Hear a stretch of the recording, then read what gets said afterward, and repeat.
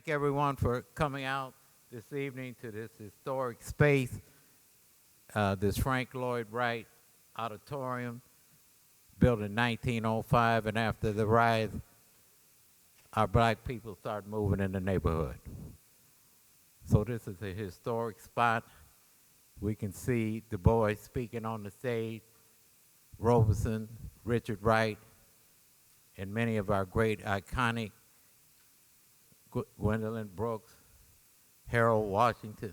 The list goes on, and their photos are in the lobby when you come in. So this is sacred space, and we're glad you're here to kick off this occasion for Black History Month and paying tribute to Dr. Carter G. Woodson with one of our great young, he ain't young no more, but he's younger than me.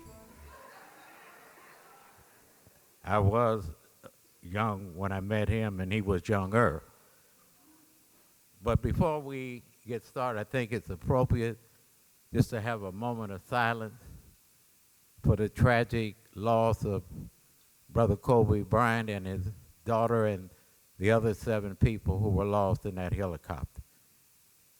And also we need to acknowledge today, January 31st, 1919, Jackie Robinson was born. So I would like us to just have a moment of silence for Kobe, his daughter, and all of our great ancestors.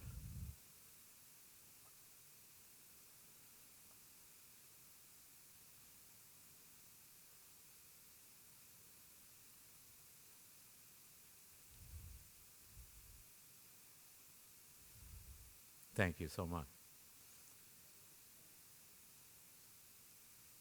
So the Center for Inner City Studies, the transition into the Jacob H. Carruthers Center for Inner City Studies in 2004, is moving into its 54th year. September 8th.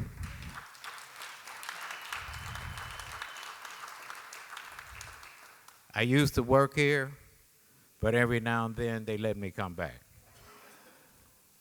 But September 8th, 1966, under the leadership of Don Smith and many others, what was known at that time as the Center for Inner City Studies rolled out in a raggedy building. $290,000 because Cecil Partee maneuvered the state to take over this building. This was the Abraham Lincoln Center. So it's a lot of history. So in these almost 54 years, we've had a lot of partners, the Carruthers Center, and one of our great community partners is the Black United Fund of Illinois.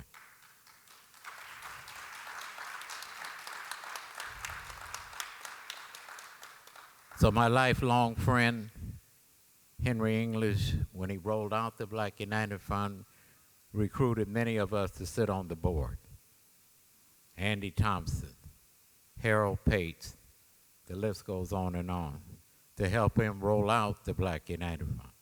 Well, as you know, Henry made his transition in March of 2016. So we had to find a new executive director. Henry used to teach here. We did all kinds of hookups between the Carruthers Center and the Black United Fund over many years. So I'm delighted I'm still on the board. They let me sit on the board and run my mouth every now and then. And the younger generation has taken over. Carl West, where are you? Where's Carl? Did he leave? He's on the phone somewhere? Well, anyway, he's the new chairman of our board, Carl West. Everybody knows Carl West. So I'd like to bring before you now our executive director who's keeping the tradition and expanding the work of 35 years. Were any of the staff of the Black United Fund? There's Iris and Hazel. Y'all kind of, the engine we got.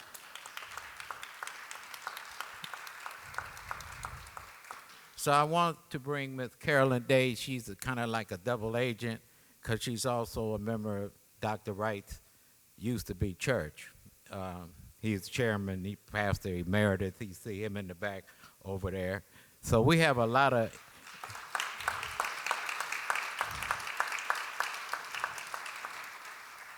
but it's always nice when the black community, when the African community comes together, because we're so interrelated and interconnected. It's a good thing, because we need to be interrelated and interconnected to get out of some of these challenges we face as African people, not only in this country, but throughout the world. So I bring before you now our great executive director of the Black United Fund of Illinois, Carolyn Day.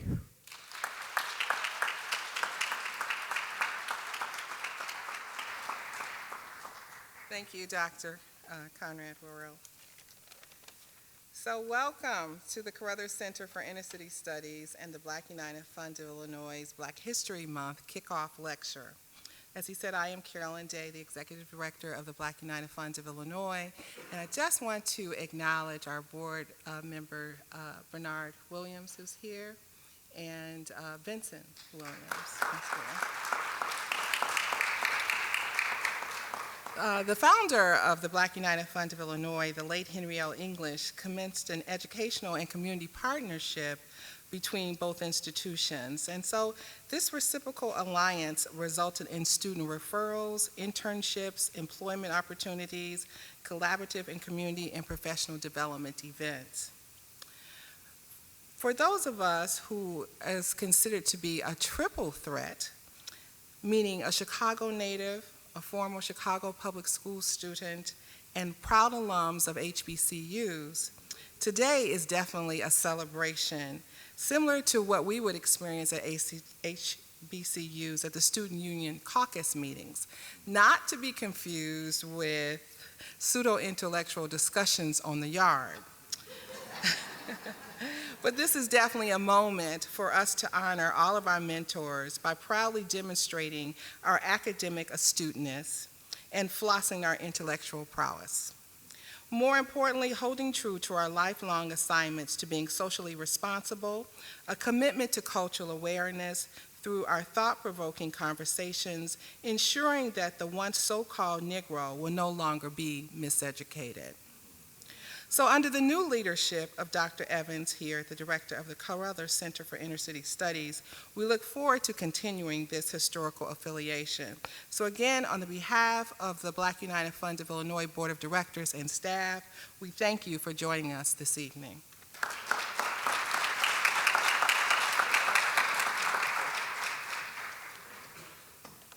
So in 1950, I was 9. I walked by this building. I didn't know what it was. I was on my way to the Wabash Y. And I had no idea that years later I'd be hired to be what they call a professor.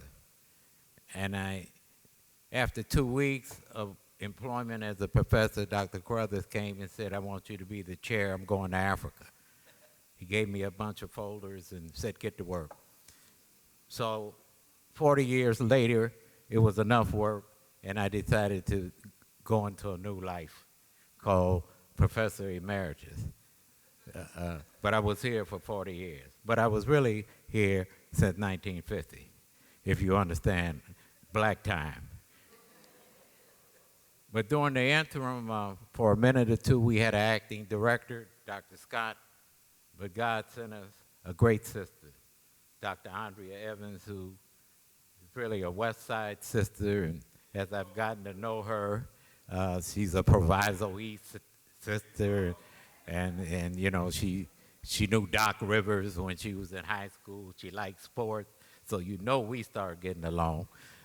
She know a little something about track and field, and her daughter was a great Big Ten triple jump champion, so we got to be real tight in the process. Athletics has a way of bringing Negroes together.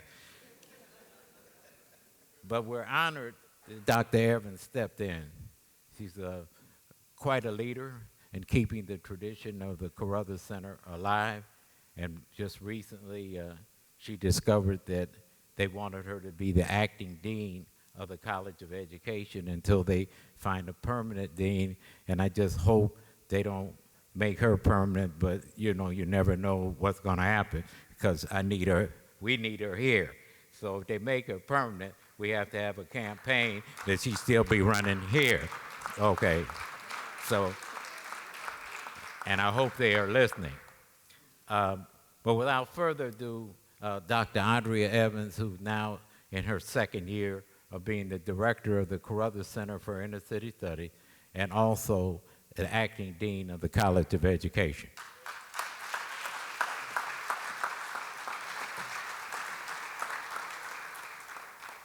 Thank you all. First of all, I just started my third year here. So on behalf of Northeastern Illinois University and the Carruthers Center, welcome here for this really wonderful occasion. I really want to thank Carolyn and Conrad for having the vision for this event. We talked about it all of about 20 seconds, and it was a deal. It was a no-brainer. I'm honored to have Dr. Carr here. We just met recently, and I'm trying to get my niece out there at Howard, who was just in his class. This past fall, she came home at Thanksgiving. I said, "You got to go see Dr. Carr." She said, "I'm in his class." I said, "Well, go tell him you know me. I mean, he's trying to take care." And so I got to call her tonight and said, "You haven't gone to see Dr. Carr yet," and tell him you're my niece. So I am honored. I just want to say this. I've only known Conrad since I started here, and it's been really a wonderful collaboration. And I think that what people like me recognize and honor, I recognize and honor my elders. I recognize and honor what they've done, what they bring, and I try to get it from them. There's nothing like learning from and sitting at the feet of people who are great and who have done great things. And so I take that and honor that, and he knows that. I mean, I make no bones about that. I'm not one of those people that think I come in and I don't need you anymore, and that's not the case, and it never has been, and it never will be. So I'm always honored to be here, and I'm really honored to host this event and to have you all here.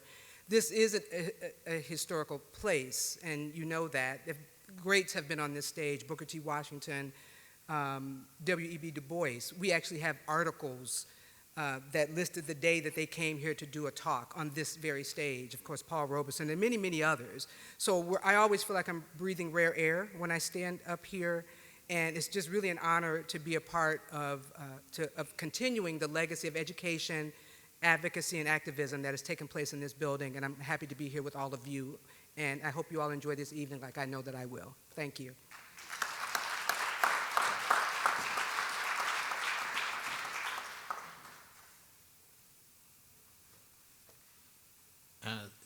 There are a lot of people in this room that I know your faces. Some of you I know personally, like Arthur Hirams, who played ball with me in high school, who here tonight. I'm glad because he usually doesn't come to events like this, but he's a lifelong friend. Bennett Johnson, who's in his 90s, who was a colleague. He was a colleague of Harold Washington at Roosevelt, along with Gus Savage and Herman Gilbert, that actually rolled out the black independent political movement the day that Daley was elected in 1955, who has mentored me in politics, who lives in Evanston and is still trying to tell me what to do and what I'm doing wrong. But he's a great. Bennett, raise your hand. So there are a lot of people in the house, and I'm going to try to do this real quick. We have the Kemetic Institute people in the house, and their leader, Professor Yvonne Jones and Sister Eve. All the KI people, raise your hand. All the KI people, raise your hand. And the KI people are double agent people because they're also ASCAC people. So the ASCAC KI people, raise your hand again. And then I know we have a lot of CCICS people in the house, either former alumni, students, staff, faculty. Just wave your hands a minute. Let me see all these people. Of course, the Black United Fund people in the house, we've already acknowledged them. You can raise your hand again. Bernard and what have you. And then we got the Reverend Dr. Jeremiah Wright. His name came up on my phone. I said, oh, Lord, what did I do now? So I answered, and he said, is Greg speaking tonight? I said, yes, Reverend. He said, well, I'm coming. So the Trinity United Church of Christ.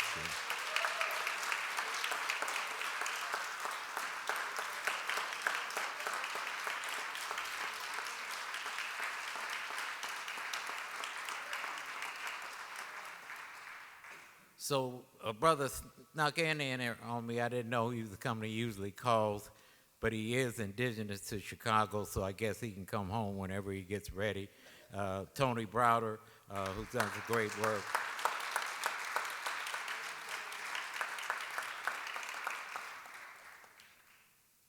And then Aldi and Cobra people is in the house. Mazariki, the female co-chair of Cobra. Cam Howard, the male. All the Cobra people, just raise your hand. All the Cobra people. Lionel Kimball, have you gone? Lionel is the vice chair of the Association for the Study of African American History that Dr. Woodson founded. He was here, and I don't know if they, oh, Lionel, there, stand up. There you go, Lionel. Then we got Obari Cartman, and he got a whole posse of young people. I can't keep up with them. And there's so many other people.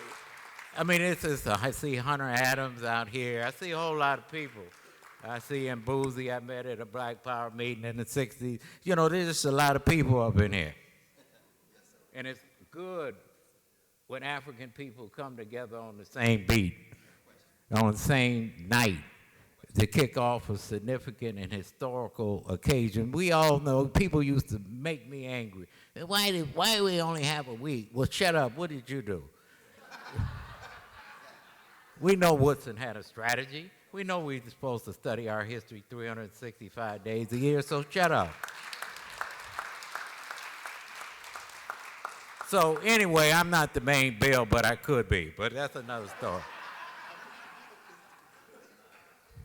So I want to introduce one of our students, Dr. Kamal Rashid, that we're quite proud of, who earned his master's degree here in inner city studies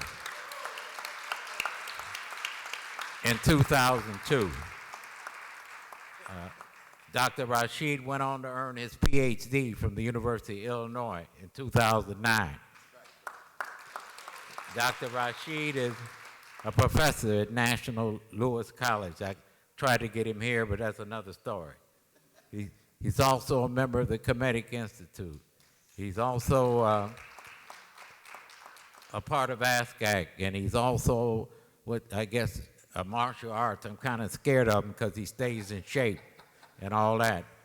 But he's a beautiful brother, and I could think of no one this year to introduce Brother Greg than Dr. Kamal Rashid.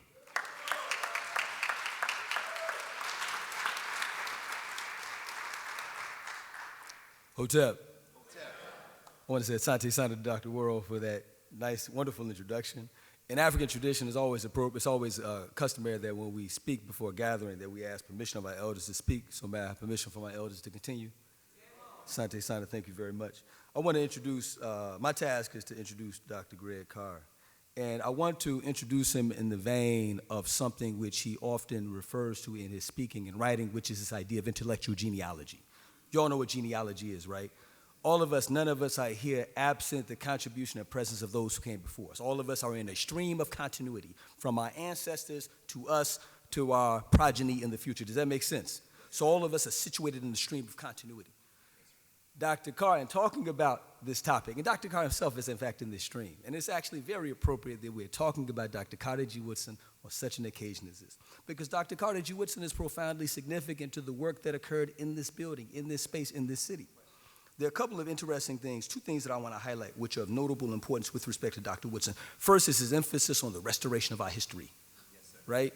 One of the things that Dr. Woodson emphasized is the importance of us reclaiming our historical sense of who we are as an African people, our continuity with respect to who we are on this side of the water and those folks on the other side of the water.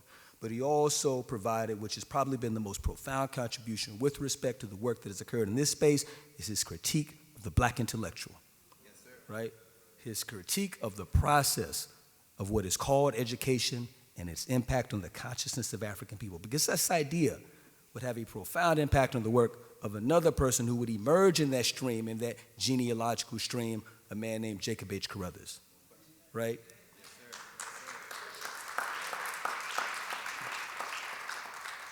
So, of course, all of you all are familiar with Dr. Woodson's classical work, The Miseducation of the Negro. There is not a black person on the planet Earth who should not be acquainted with that book. Dr. Woodson was writing that book with a crystal ball that enabled him to peer into the future quite clearly, because in the 1930s he effectively grasped the condition of black folks today. There are a couple of points that he raises, that Dr. Carruthers raises, that I want to raise up again, dealing with this idea of genealogy. Dr. Carruthers dealt with a critique of black intellectuals. In fact, he was very consistent in his critique of black intellectuals. One of the points that Dr. Carruthers raises, and he raises this throughout his works, is the failure of black intellectuals to declare their independence from European thought. In fact, if you really understand what he was writing, if you really understand his point, basically he argued that too many black intellectuals have been raised in the abusive orphanage, which is white academia. They are orphaned from their community. They're orphaned from a sense of who they are, but most importantly, they're orphaned from the future that we ourselves could establish if only they could reclaim their minds. So Dr. Carruthers' critique of black intellectuals was important because it was quite instructive, particularly for brothers like Dr. Carr. Because Dr. Carruthers presented us the example of what we must not be if we desire to be free, but he also articulated that which we must become. Some of us have attempted to model ourselves after that. Dr. Greg Carr is an exemplar of this. His emphasis on intellectual genealogy is important because it reminds all of us that none of us stand on an island. It reminds us of the importance of us maintaining a coherent connection between ourselves and those who came before us, and that our work, our teaching, our scholarship has the capacity to inform those who come after us. Therefore, we are bound up in a stream of intergenerational obligation. One of the things that Dr. Carr talks about, which is very important in his work, the importance of black intellectuals situating themselves in this tradition. He reminds us that none of us need be orphans. None of us need be orphans. None of us need to be estranged from African thought. This is important because one of the things that we understand when we study our traditions, when we study our history, you find that in order to be our best selves, we have to be who we are. And Dr. Carr emphasizes this. He compels us, in fact, to declare intellectual maroonage, to be intellectual maroons, right? Because, see, the Maroons escaped from the plantation. But what's important about the Maroons is that they did not just leave the plantation to get off the plantation. They fled to restore the African way, to live on their own standards, to be self-sufficient and self-sustaining and sovereign. But most importantly, the Maroons, having secured their freedom, waged war against the institution of enslavement. They did as much as they could to free their sisters and brothers who still labored on the plantation. They provided a shining beacon of what we could be if we were to reclaim our minds. And so when Dr. Carr talks about this idea of being intellectual maroons, it is a call. He is speaking with the voice of the ancestors, reminding us of the journey that lays ahead, reminding us of the path that we have to follow, reminding us of the work that must be done. And so Dr. Carr brings a powerful message, especially given where we are, and especially given the stream of intellectual genealogy that he has been so steadfast in his representation of. So without further ado, I present to you Dr. Greg Kimathi Carr.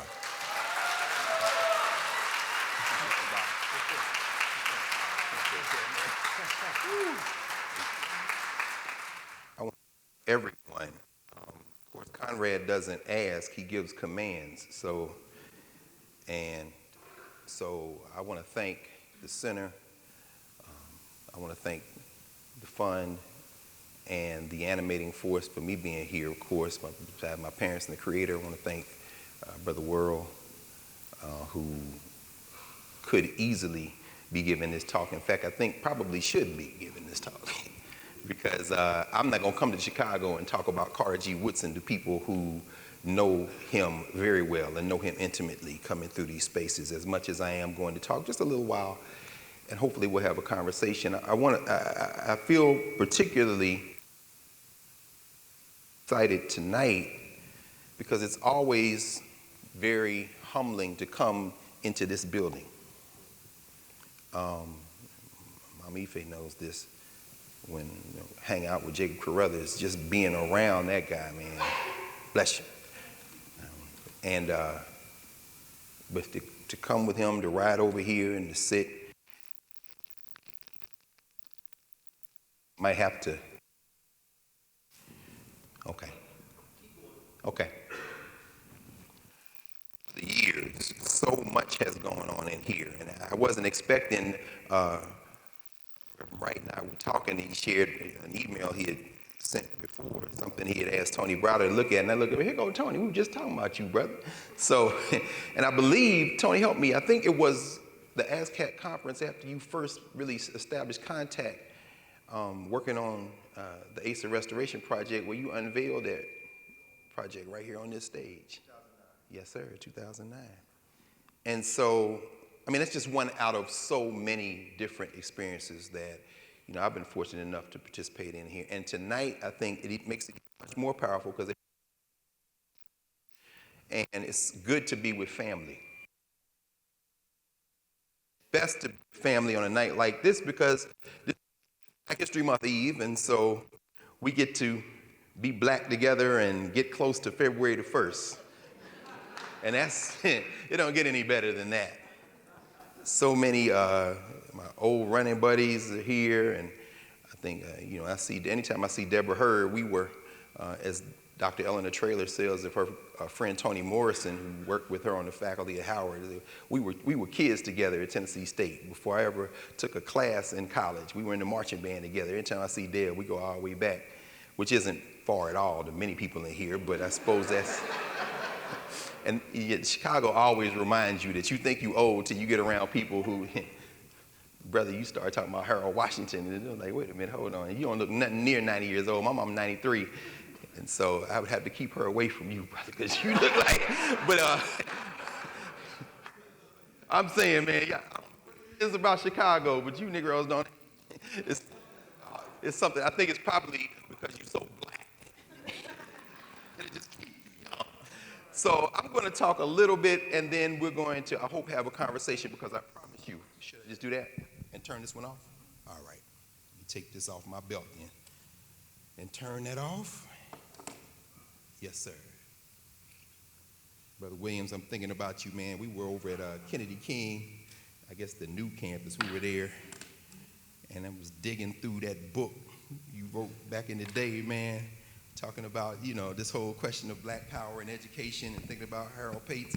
And it seems like in some ways, everything always comes back to Chicago. And that's not even an exaggeration. You start flipping through Negro Digest or Black World, and you start realizing, come on, yeah, you smile because you know exactly what I'm talking about, right? But for those of us pre-internet, for us to get a document, I'm fortunate because I was young enough to know that you needed Black World, you needed Negro Digest, and of course now you can't afford them because these white folks done got them, and they're gonna put them on, and sell them for all this ridiculous amount of money. So if you have them in your possession, hold on to them. But anyway, I'm gonna go too far afield because what I want to do is talk a little bit and then really get into a conversation, because there are some people in here who might not know who the rest of these people in the room are, and I'm hoping that there will be a lot of conversation so that we can kind of have a conversation, because I don't want to be in the middle of this conversation by myself. Certainly, I'm not going to come and talk about that. We got to pay, of course, respect, Dubois, to these cats. Oh, yeah, man. We were, of course, you all can see, this is our journal, well, the Association for the Study of Classical African Civilizations journal, which in many ways is patterned after the work of the Kemetic Institute in all the essential ways, really, and the long arc. And of course, you can see this is our latest issue. We're working now to get another one out. That's, of course, Jacob Carruthers receiving the staff of elderhood from John Henry Clark. There's Conrad back there in the back. And just a powerful moment. And of course, the great Anderson Thompson. Absolutely, please. I regret that I wasn't able to get here for the unveiling of the photograph, but when you walk through that lobby and see Osborne's work, and then you see Dr. Carruthers and you see Dr. Thompson and all the other photographs in here, this is truly a remarkable sacred space. And I'm saying that in front of people who know that's true because you've been so many other places. When you come in this place, the spirit of these ancestors is strong, and the spirit of the people who continue that work is strong. So we give respect to them and everyone else associated with them. So let's start with very quickly with our brother. That was me a couple of years ago. I think, actually, no. When Baba J, when they established, Chicago State established the first Jeremiah Wright Distinguished Lecture. That was the. I said, take me over to the Vivian Harsh. I want to go see Carter G. Woodson playing these papers. So that's me being very happy and corny, but yes, because Woodson rarely smiled, but I'm out there in front of the place because Chicago has an embarrassment of riches, and that Harsh collection is so important. And I know people in here know that, but there may be 2 or 3 who might not know that. Go over to that regional library. In fact, I think this was dedicated on the 100th anniversary of the association, which was, of course, founded here. And so you come in the lobby and you see that, and in fact, there's Harsh. That's her, ain't it? Yeah, and in fact, if I get a picture wrong, it's about 150 people in here to be like, nah, that ain't who that is, brother. But I know that, and of course, there's Woodson. Got his tuxedo on, still not smiling, though. I mean, he did say that no one could ever outwork him. I mean, the man did work in a coal mine until he was 18 years old before he could go to high school. It's really quite something. And of course, it was here, while here, and of course, we know he took graduate degrees from the University of Chicago, but it was while here that he started the Association for the Study of Negro Life and History at the time at the Wabash Avenue Y. And like Conrad said, he could walk you through everybody ever stayed in that YMCA, probably. And this is just a representation of an ad that used to be in the Negro History Bulletin that would run regularly, also Journal Negro History. And it talks about the fact that it was organized by Carter Godwin Woodson in Chicago, September 9, 1915, with George Cleveland Hall, W.B. Hartgrove, J. Stamps, and Alexander Jackson. The 4 out of many invited by the founder to participate in this organization. And there are a lot of us solid heads. We were talking before we came in here that the academics have rediscovered the association, but it was always us. And I'm always grateful to you, brother, and grateful to you all as the new generation takes that mound up. And as people figured out they can now make a profit off of black people, now they want to write books about black people and not really have much contact with black people. So you might run into them at the archive, but you won't run into them at a meeting on a Friday night like this, even though they might try to write about this place. I'm telling y'all that now, because when they show up with their tape recorder trying to interview y'all, send them back to the young people in this room and tell them, no, this is not just an academic exercise. This is a movement, and it started as a movement. Carter Woodson always did that, yes. And of course, we know that Dr. Woodson was very adamant about the fact that he wasn't going to take money with strings attached. And we think about in these days, we have crowdsourcing and internet and all these things you can do, GoFundMe and things like that. Woodson didn't have any of that, but he'd take a nickel from a child. But you know what? When she gave that nickel up, she became a member of something much bigger than her. And he knew that the money was just a way to signal a commitment to a thing bigger. And so even though the last 10 years of his life, every year he owed more than he had. So when he passed away in 1950, April, at the house on 9th Street, the man didn't have any money. He had given his life, sacrifice, as he always talked about. He was willing to sacrifice. Even though that was the case, Carter Woodson understood that his riches overflowed, because his riches were really about the human community. And of course, that's the statue that Tony and I and all the folks who live in D.C. pass all the time on 9th Street, right there in the block, in the island between the Phyllis Wheatley Y, where Dr. Woodson used to take his meals, and his restored house. The Park Service has restored it. The back of that statue reads, "Truth comes to us from the past, then like gold washed down from the mountains." It's a beautiful statue. Carter Woodson there. For those handful that may not have seen it in person, you owe it to yourself to see it. But now that's in the house. I love the fact that the National Park Service employs so many young black people at the black sites. And that's not an accident. There are a couple of sisters who are very critical to that. One works at Howard, Elizabeth Clark Lewis. Libby always training these young people, particularly young sisters. So you come in, they laugh, and we're on the 2nd floor there, And this brother and I standing actually in Carter Woodson's bedroom. That's where he made transition in April 1950. It's always good to see the fact, and they take great pride in being the custodians. One of my former students now here pursuing, about to finish up her PhD, Lashaya Howie, she used to, when we would bring students from New York African Burial Ground, you see her come out with her ranger outfit on, say, okay, and I'm gonna walk y'all through this burial ground, because I'm not just an academic, I'm a custodian for these ancestors. And so when you have a 17-year-old or a 16-year-old or a 19-year-old for the first time coming on a site like that and see somebody look like her or look like him with that kind of expertise, but that kind of spiritual investment, that's a direct extension of community. And it welcomes us into the possibilities. So you just took a piece of that, but let's go to Dr. Woodson. There he is. That's close to a smile, I guess. Just saying Philly, the young bull. This is the last editorial that came out before he made transition in something called the Negro History Bulletin, which he started in the late 1930s. This is the March 1950 issue. It was a difficult, man, that was a tough spring on black people. Charles Hamilton Houston, the one they said is the man who killed Jim Crow. Charles Houston passed away in Freedman's Hospital that spring in April. Charles Richard Drew turned his car over between D.C., headed to Tuskegee for a medical conference because Drew's students didn't have the money for the train, and Drew said, I'll drive and y'all can ride with me, and fell asleep at the wheel because he had done a full round at Freedman's Hospital, taught his classes, and he was accused, so he spoke to the fraternity that night.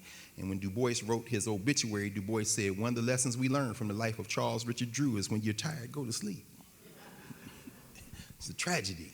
But Drew died. And in fact, one of Drew's associates, who also knew Dr. Woodson very well, came over to Carter Woodson's house on 9th Street, and they let him in because the secretaries knew that he knew Woodson well. So they said, well, he's coming to check on Dr. Woodson because Woodson hadn't been feeling well. Dr. Woodson used to go down to Union Station in D.C. and mail off everything. He did it personally. Then he would stop and get him a meal. He loved to eat, and then he would come back to the house. But he had lately started deputizing and sending other people to go, and that's how they know, and this guy's not feeling well. The doctor's like, your heart's weak, man. You got to take it easy. So they let this brother in because they thought, well, he's coming to check on Woodson. The man went upstairs and conveyed to Carter Woodson the news that Charlie Drew had died. And then, not 48 hours later, Carter Woodson passed away. Also, Luther Porter Jackson, very important figure in Virginia, one of the men who collectively were known as Woodson's boys. These were the graduate students that Woodson took in and gave them money in the summertime to go and sell the books that they were publishing out of the house on 9th Street, the Associated Publishers, those books. And Luther Porter Jackson, Alrutheus Ambush Taylor. I'm like, man, your mama gave you a great name. Fisk University, the Negro in Tennessee, Alrutheus Ambush Taylor. That's a name need to be, I want somebody to be named Ambush again. I was like, we need an Ambush name. Cold-blooded scholar. These are Woodson's boys, though. They get in the car, and a guy who was younger than Woodson but older than the others, who they still lumped with them, and I think he probably bristled to the day he died, and that was Charles Harris Wesley. Charles Wesley, another one of the guys, man, that ran it. So, yeah,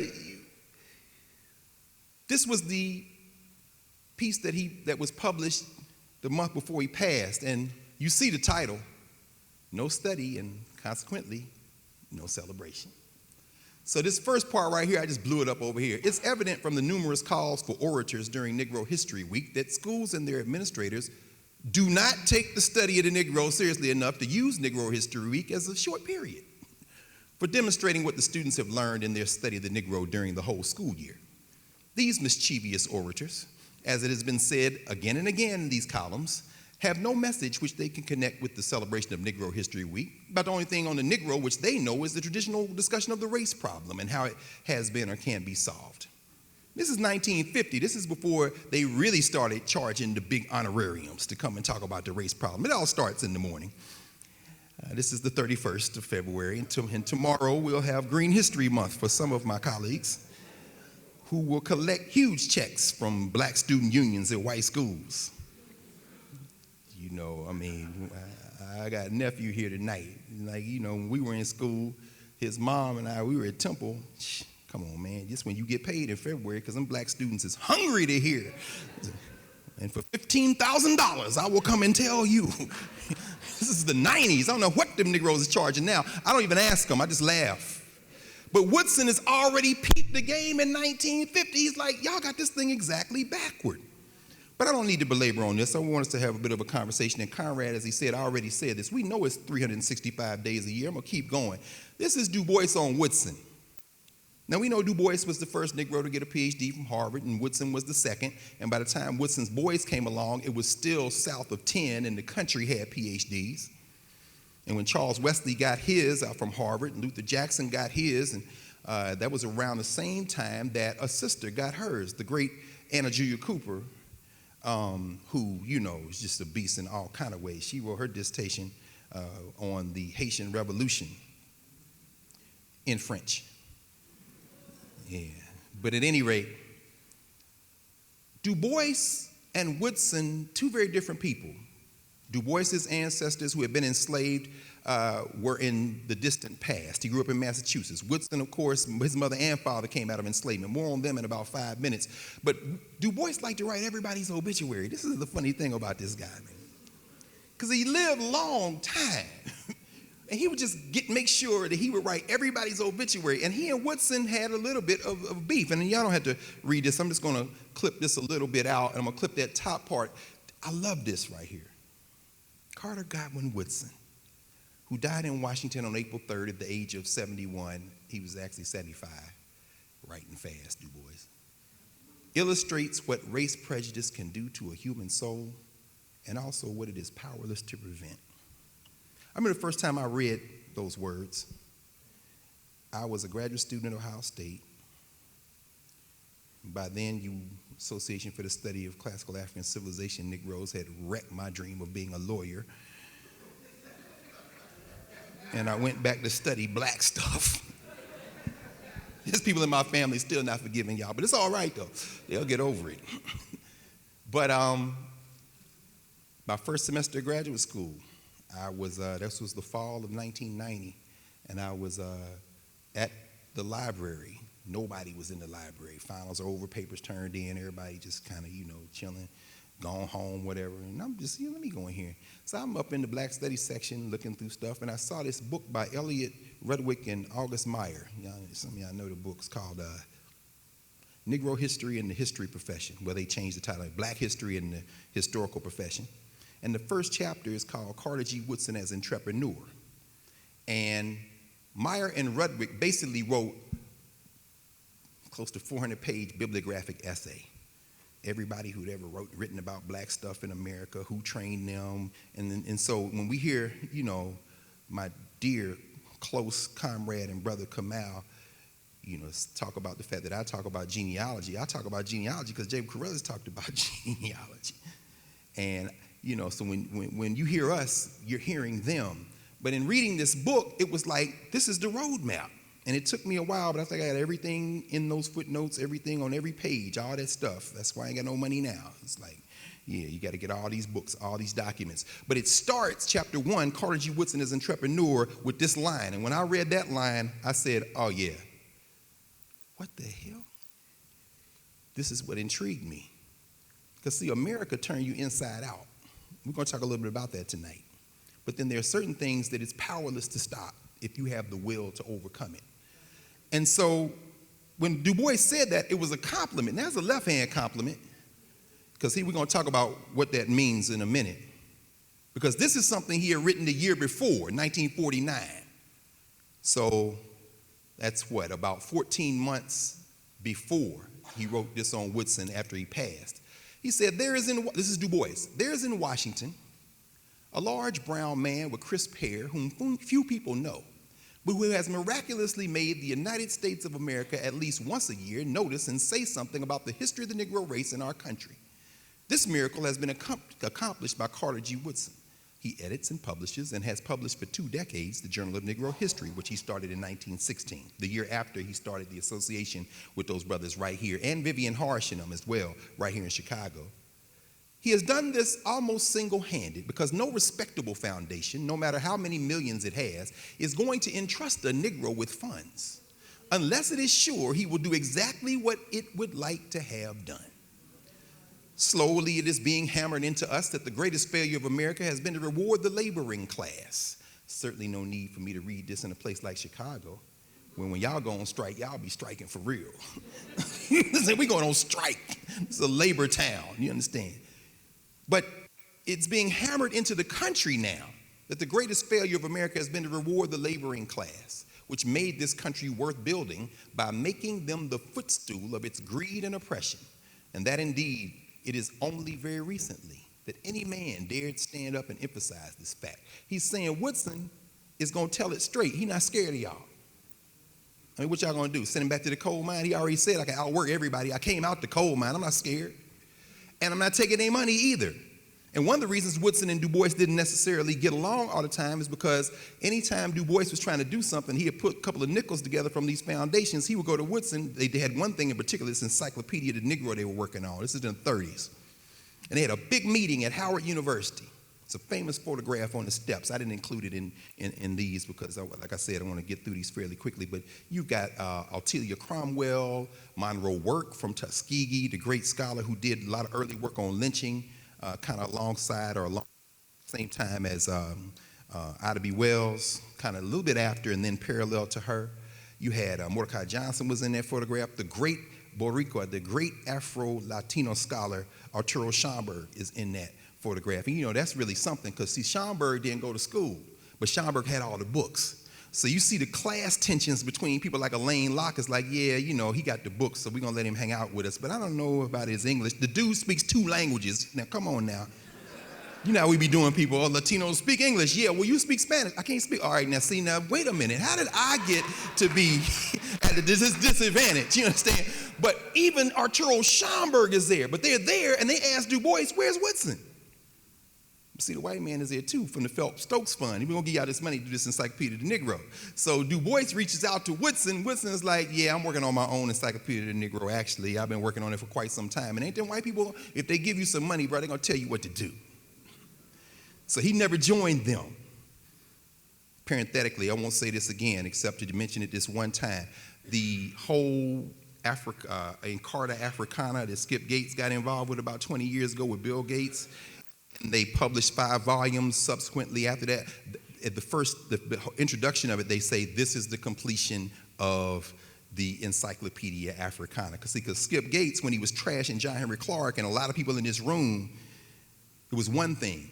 Then people realized, wait, these black people are not listening to bourgeois Negroes. We need you to go lead them. So he switched up, and now it's Wonders of the African World and Find Your Roots and all that stuff. But called himself completing this encyclopedia. But if you talk to Ray Winbush and some other folks, they'd be like, nah, we still working on that. So let's talk about Woodson as a memory keeper. Any of y'all know this sister right here? Charlotte Hill Rollins. I know, did she? This is what I'm talking about, yes. Librarian, many years, very good friends with Vivian Harsh. I started to just put this book in my bag, but I would have had 3 bags, you know, because I'm good for, I'll take this book. And I'll just take a picture of it and just show you, because some of y'all probably got this book at the house. Plus, I got one that's signed, so I'm just like, it's precious, it stays in the vault, right? But she, and in the preface of this book, she thanks, of course, Margaret Burroughs, another huge figure here in Chicago. But she writes, oh yeah, and please, applause for Margaret Burroughs for sure. In fact, there's some of y'all may know this young woman who's just written a book on Margaret Burroughs. It's called Bronze Venus or something like that. I can't remember. But at any rate, the reason that I thought about this book in particular is because these are little vignettes on black folks that Ms. Rollins writes for children. And often the children's books are the best books. This is her right here. Y'all know them Ebony magazine pictures. Story time for Fultz Quads. The world's only Negro quadruplets, Catherine, Alice, Ann, and Louise Fultz, enjoy a special story hour conducted for them by Mrs. Charlamagne Rollins at Chicago's Hall Library. The 8-year-old quads were in Chicago for Bud Billiken Parade. Now, you know, I can hear Dr. Thompson talking about that Bud Billiken Parade. I know some of y'all can, right? It's, you know, I mean, but there she is. I mean, listen, there has been no more important single job or people to hold that job in our whole intellectual work over the last century and a half in this country than the black women who kept the books, the librarians. Oh, no question, please. And y'all know what I'm talking about.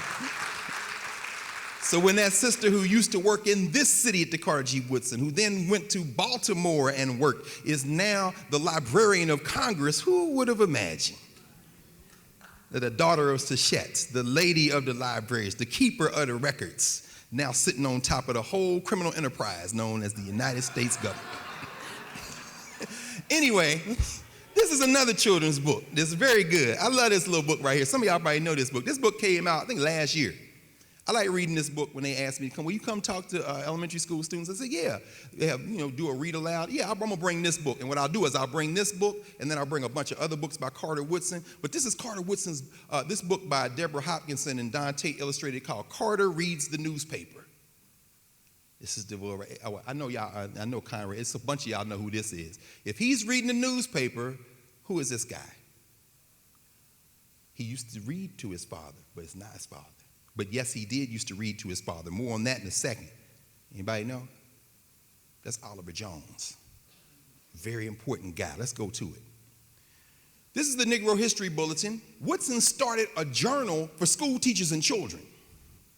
So I got the Journal of Negro History to wage intellectual warfare. Then I got the Negro History Bulletin because I want school teachers to write up curriculum stuff. I want school children to send in their papers. Woodson, I mean, it's just remarkable to think, to see how his mind worked.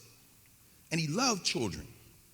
In fact, after he died, when Dubois wrote that obit, in like the third paragraph, he says something like, nobody knows what he did for fun. Nobody. But then when you read the Negro History Bulletin, a couple of issues after he passed, you see the school children writing to the Negro History Bulletin say, Dr. Woodson used to take us for ice cream. We would go to the house and Dr. Woodson would tell us stories and ask us riddles. And he loved the children loved him. Then the ladies at the colored YMCA, the Phyllis Wheatley Y, where he took his meals sometime, would say, they wrote in and said, Dr. Woodson would come over for dinner and he would tell us about when he was in the Philippines teaching, because he taught in the Philippines. He would tell us about when he would go to Paris, because the other thing he liked to do is eat. Woodson loved to eat. 1926, the NAACP gave Woodson the Spingarn Medal in this city. Their highest award, I think their highest award now is the Image Award. Anyway, but the Spingarn Medal, that was the big one. Ernest just got the Spingarn Medal. You know, I mean, you give it to this is the creme de la creme of Negro accomplishment. So they gave it to Woodson in 1926, same year he started Negro History Week, and he received the award right here in Chicago. And so Charles Thompson met him in 1926 at that ceremony. Charles Thompson was the editor of something called the Journal of Negro Education. Very important journal published out of Howard University. Sterling Brown wrote in it. Charlie Houston wrote in it. They would go back and forth. Lane Locke, Montague Cobb. It didn't matter what your discipline was. They were thinking, how can we put intellectuals together to help fight racism, help fight Jim Crow, how to kill it. And so Charlie Thompson met Carter Woodson, and Woodson met him, and he says, you know, I travel. And they start get some kind of way they got to start talking about eating and traveling. And Woodson was like, yeah, I'll be in France. And so then he said, why don't we hook up if you're going to be over there? So they meet, Charles Thompson and his wife meet Woodson in Paris the following summer. Woodson invites them to dinner. Charles Thompson says, we went upstairs in some French restaurant and nobody was speaking English. Woodson had prepared a menu that they served, a 7-course meal. They had the right wine with the right course in the meal, and everything was so delicious. And that's when we realized nobody really knows what Carter G. Woodson does. He would go off to Europe and collect books and look, research, and eat. When he passed, Dubois said nobody knows what he did for fun. the ladies at Dubois said Woodson would come to dinner and he would describe all his meals he would eat when he was overseas in intimate detail. We know who Carter G. Woodson is. He don't mess with bourgeois Negroes like you, but the regular people, Carter Woodson, man, he had a PhD from Harvard, and it didn't mean nothing. Harvard didn't get no money from Carter Woodson for the Alumni Association. And trust me, right now, they are making more profit off saying Carter G. Woodson went there than any shine Woodson got from going to Harvard. It's very important to understand. But this is where I want to go with this. This is one of the great articles in our archive.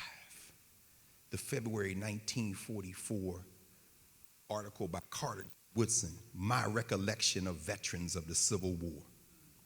Because Woodson worked in those coal mines in West Virginia, what is now West Virginia. He actually wrote his dissertation, defended his dissertation on the secession of West Virginia from Virginia. Because, you know, West Virginia is rocky, got mountains and stuff, not good for plantations. Virginia, of course, is the key to the criminal enterprise called the United States of America. That's where the big enslavers were, Washington, Madison, Jefferson, all that stuff. Hope none of y'all wasted y'all money on that brown-faced show called Hamilton. But you know, these Virginians, George Washington, you know, James Monroe, so forth.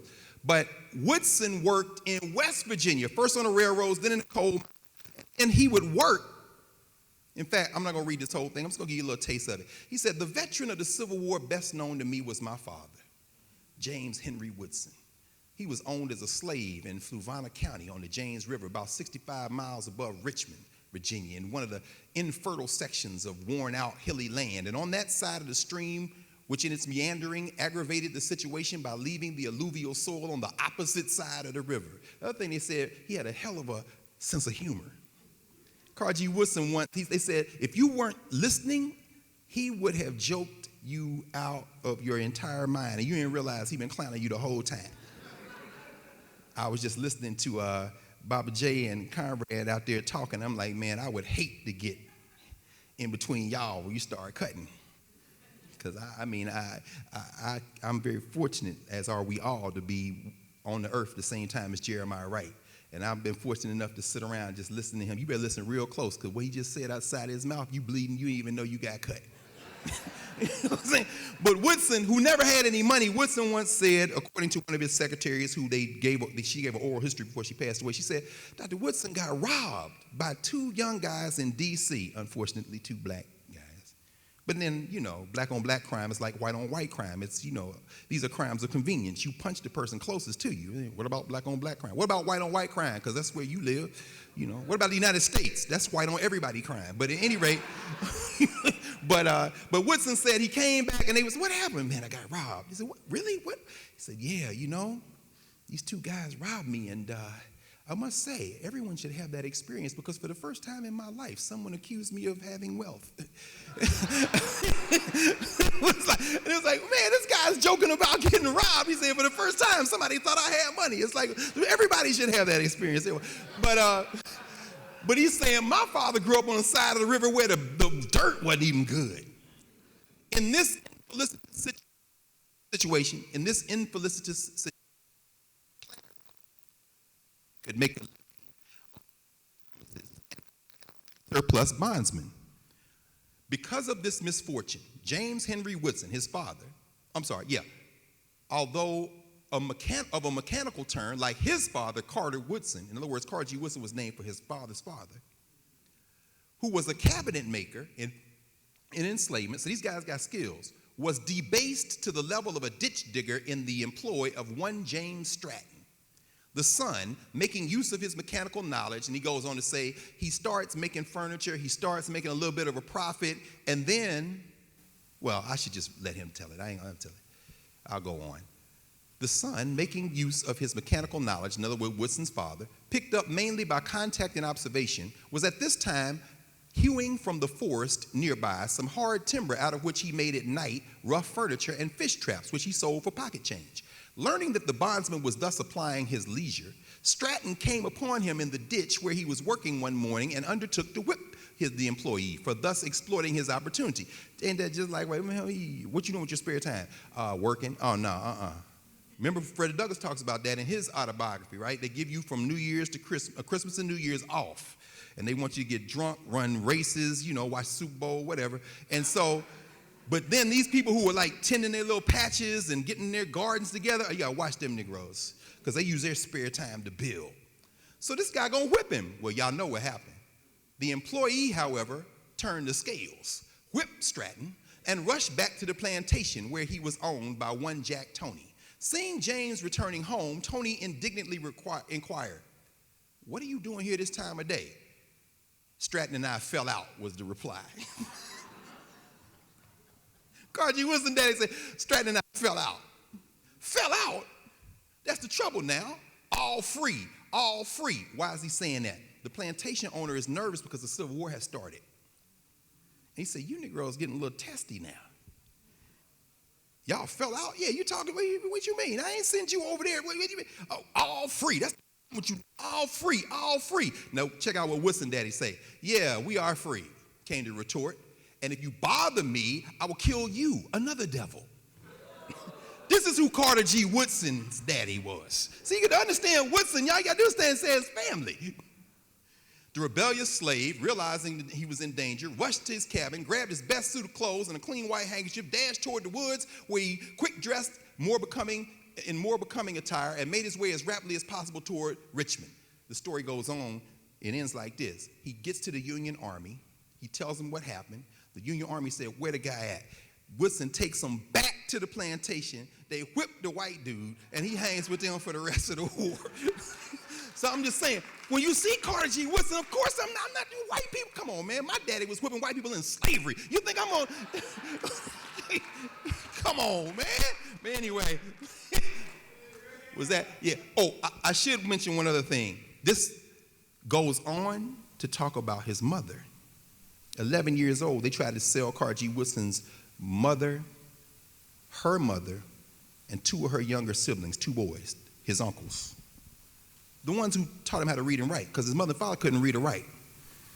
But the boys joined the Union Army and learned how to read and write, which is what a lot of people did. They would join the army to fight through enslavement, but you also could learn how to read and write, which is why that first generation coming out of enslavement, a lot of them were men who were school teachers, because they had learned how to read and write in the army, including two of Woodson's uncles. But they were little boys at the time. Carter G. Woodson's mother jumped down and told the plantation owner, "Don't break up my mother and sell me." And they tried twice to sell her, but they couldn't get the price.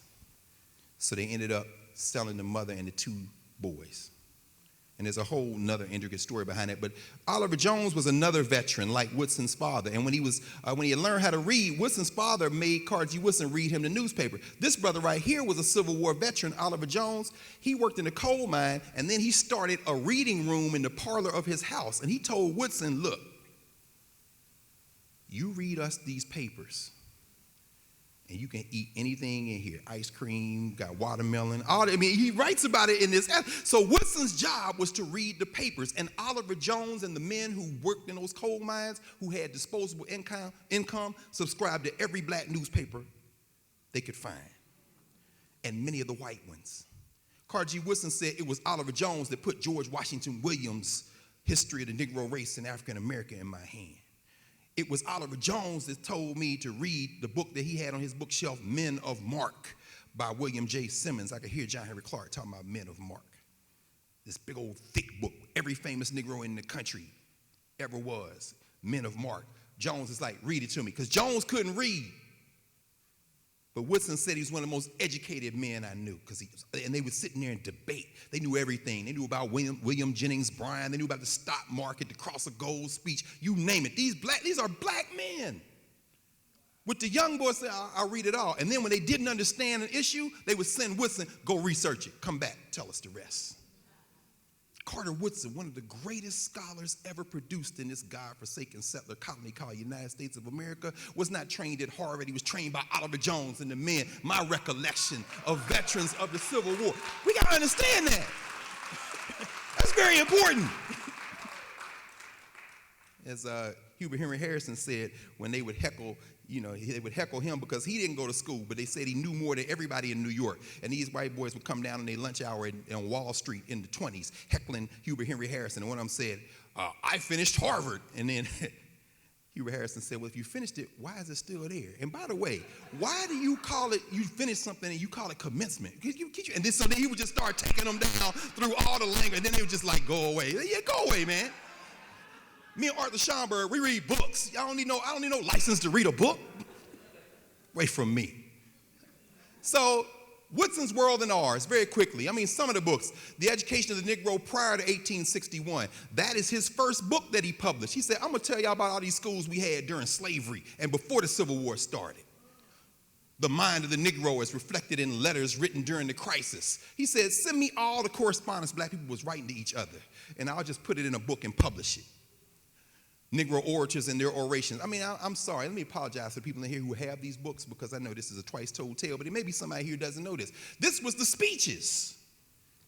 They publishing all this. All these books he's publishing in the Associated Publishers. He said black people should have their own publishing company, so I'm going to publish my own stuff. I love this little book right here. I actually have a copy, African Myths, that's just like this. They republished it, Dover Edition Press, but I love this book. This is one of the books I take out to the children, little children. Because Woodson collected all these stories from around Africa, and they're like parables, these tales. And the thing about it, he edited them so none of them have endings.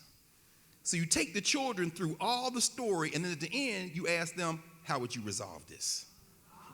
Oh, it's really something. Even now, you can say, okay, well, these three guys wanted to marry this princess, and he goes through this whole thing, they end up tricking each other, and he said, at the end, which one should she choose?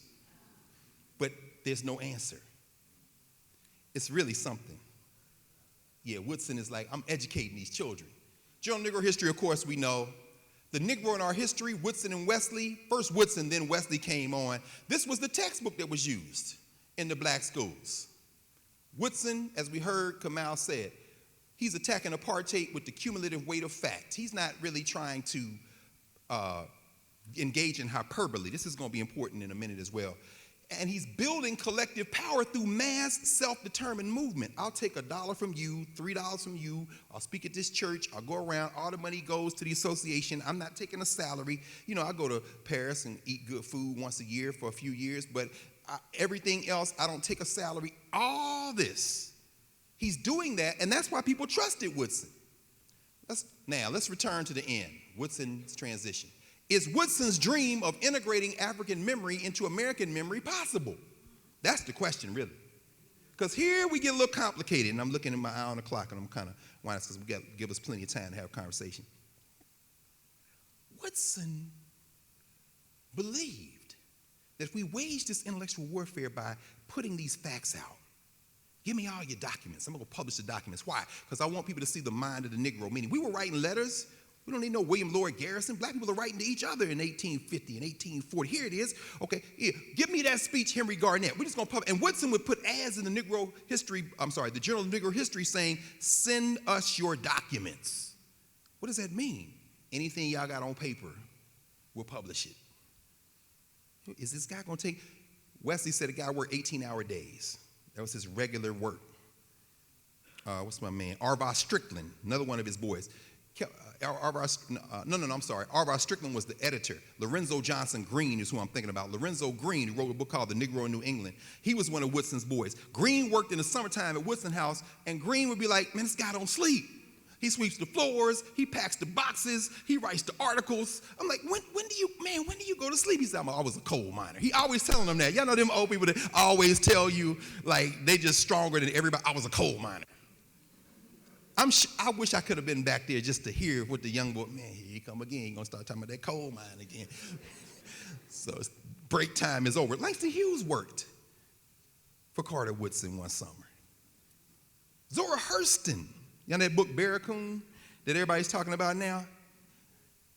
Woodson gave Zora Neale Hurston money.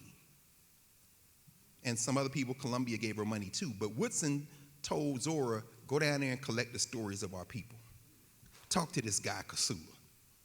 So the book we call Barracoon that they're now going to make. I think Common is doing that, right? I think they've optioned to make it a movie, a miniseries or something like that. I'm saying that's great. Carter Woodson is financing that, so Zora Hurston and Langston Hughes and others. But Woodson's notion is if we put these facts out here, it will shift the way people look at us, the way we look at ourselves, and this society will change. That's the dream.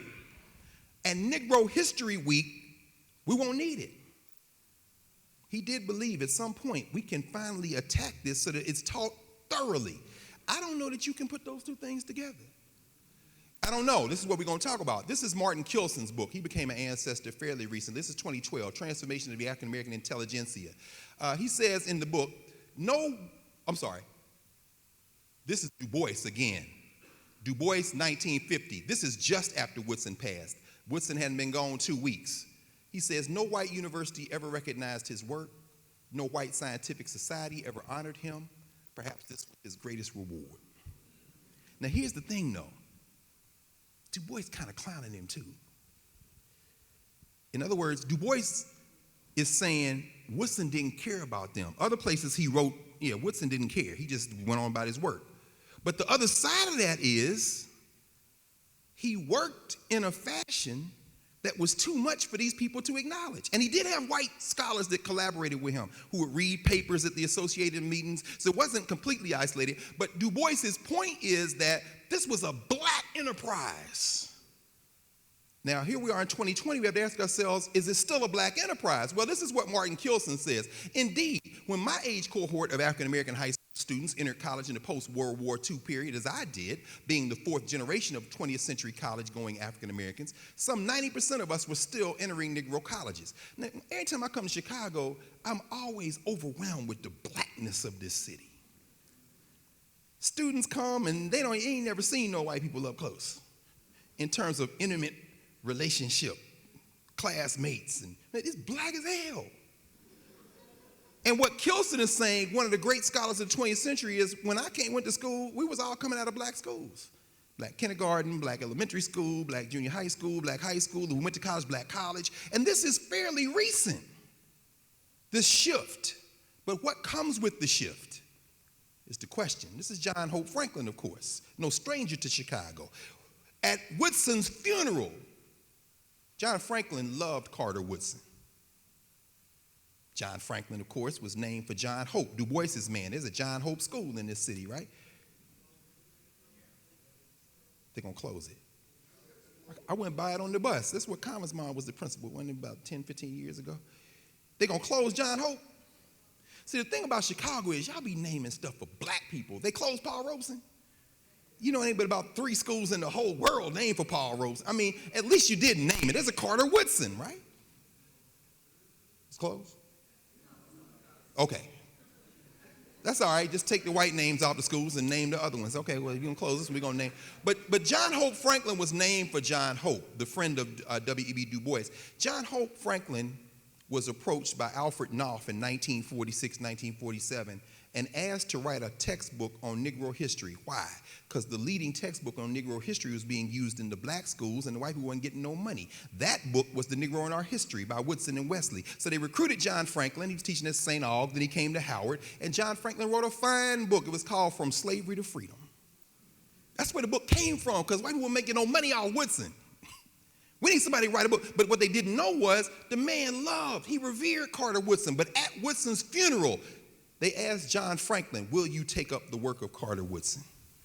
John Franklin's reply, I will help in any way I can, but I cannot commit that type of sacrifice. I have other ideas for what I want to do with my life. You can respect that, but understand the role of individualism begins to creep in as Jim Crow recedes. Now you got superstar scholars who think they helping black people by writing a book 5 people read about the Garvey movement, while the Garvey movement is still alive. I have all the books. I'm going to read them for the sources, because your interpretation is absolutely useless. You wouldn't know a Garveyite if she slapped you in the face. But you're the leading scholar on Marcus Garvey. See, what happens is I'm going to pick myself. And I'm going to be generous because I'm going to help other scholars. But the community then just becomes academics. This is where the turn starts. And Kilson's thing is, when you come out of black institutions, you're committed to other black people. And ain't nobody impressed if you have a degree. I mean, some people very quickly get checked. You start coming in correcting people. And that's not a critique of John Franklin at all. I did not know John Hope Franklin well. Some of y'all knew him. I got a chance to speak to him a couple of times, sit with him. And you know, he and John Henry Clark, both born in 1915. Two very different trajectories. And respect to a man whose father and mother had to survive and family had to survive the Tulsa riots. Let's be clear. This is not a critique of John Franklin. What it is an example, trying to see when this thing turned into something other than what it started as. Woodson is a very important figure for this. Dubois, who thought he was better than everybody, and was not right at all, because ain't nobody better than anybody else, and was absolutely right, because yeah, he probably was better than most people in certain things. Right? Dubois, this is a piece that he took with him to Africa when he moved, and he didn't finish, and it was published after he passed. It was all the talks he gave at black college commencements with a few other speeches put in. It's called The Education of Black People. That's how they named it. He's got a piece in there called Whither Now and Why. It's a talk he gives to social studies teachers at Johnson C. Smith University around 1960. His wife, Shirley Graham, gives the luncheon speech. He gives the dinner speech. And he asks, what's going to happen when we get these laws changed? Because they're going to change. He said, when legal equality comes, what will the aims and ideals of Africans in America be? Du Bois predicts the serial decline of education among Africans on these 2 pages of the book in his speech. He said, this is what's going to happen. If we don't have a sense of culture, if we don't have a sense of purpose beyond just getting the laws changed, this is what's going to happen. Your children are going to stop going to school. They're going to fix the curriculum so that they don't learn nothing about themselves, and then they're going to drop out because they said nothing interests them. I mean, it's like he's sitting there in the post-Jim Crow classroom. He said they're going to get them on delinquency too. I mean, he's naming it. He said, if we don't have a sense of culture, Du Bois said, I got 2 goals I've been fighting for my whole life. Number 1, the utter disappearance of color discrimination in American life. We got to get these laws changed. And this is the one we get caught up. The preservation of African history and culture as a valuable contribution to modern civilization as it was to medieval and ancient civilization. So they ain't never going to give you that.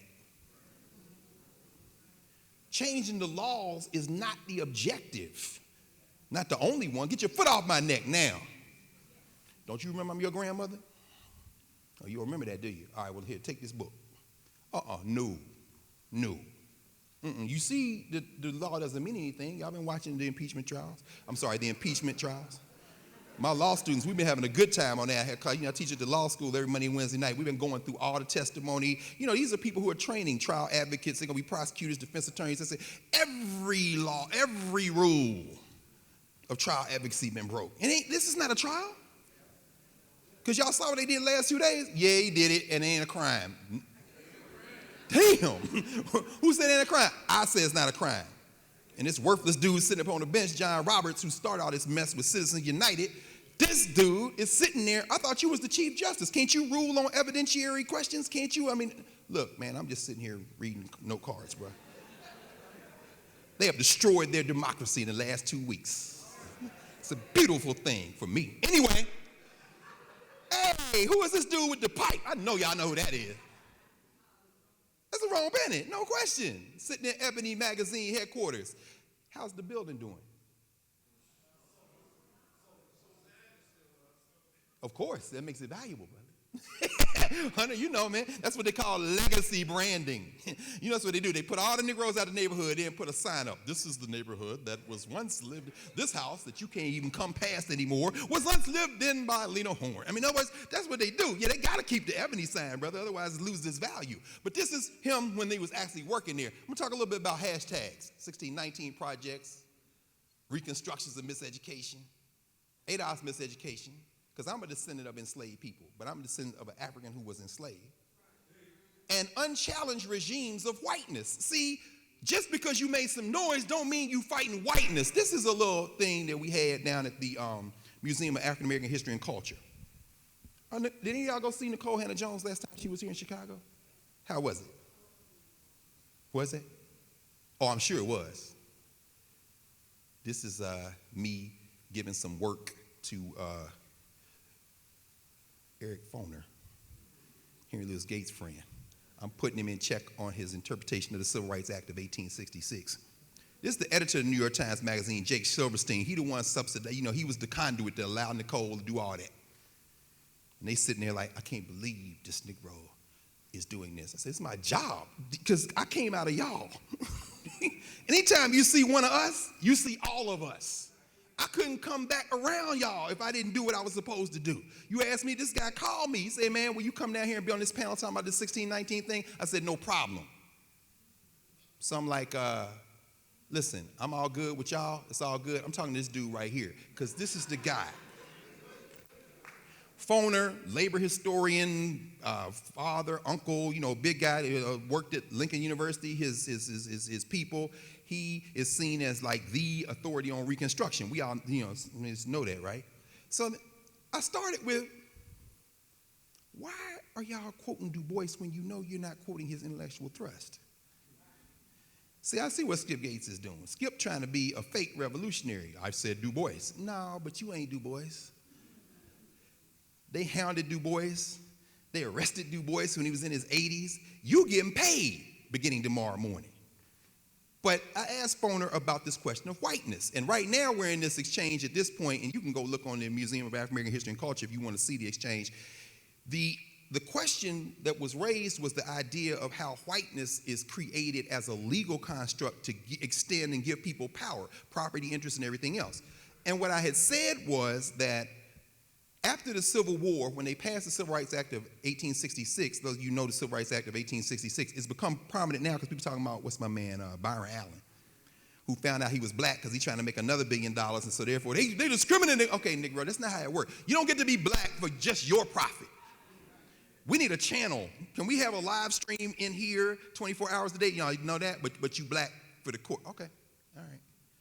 But at any rate, what I had said was, when you read the Civil Rights Act of 1866, it says that it extends to black people, for all intents and purposes, the right to be treated, make and enforce contracts as if they were a white man.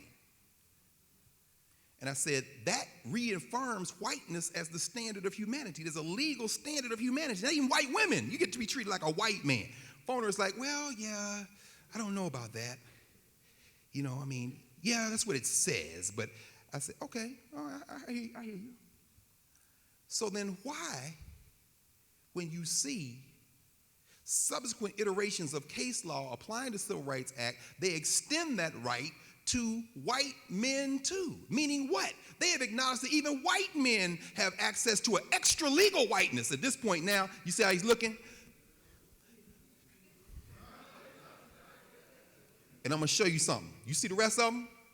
My man is like, yeah, that's who I thought this Negro is. Nicole's like, you blowing up my spot now. I thought I was revolutionary. No, because see, just because you changed the date from 1776 to 1619, you did not displace whiteness. You're still trying to fight your way into citizenship.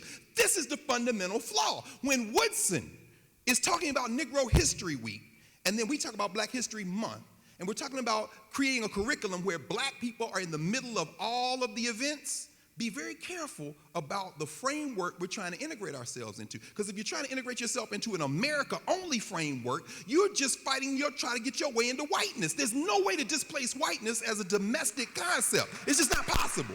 No, it's important.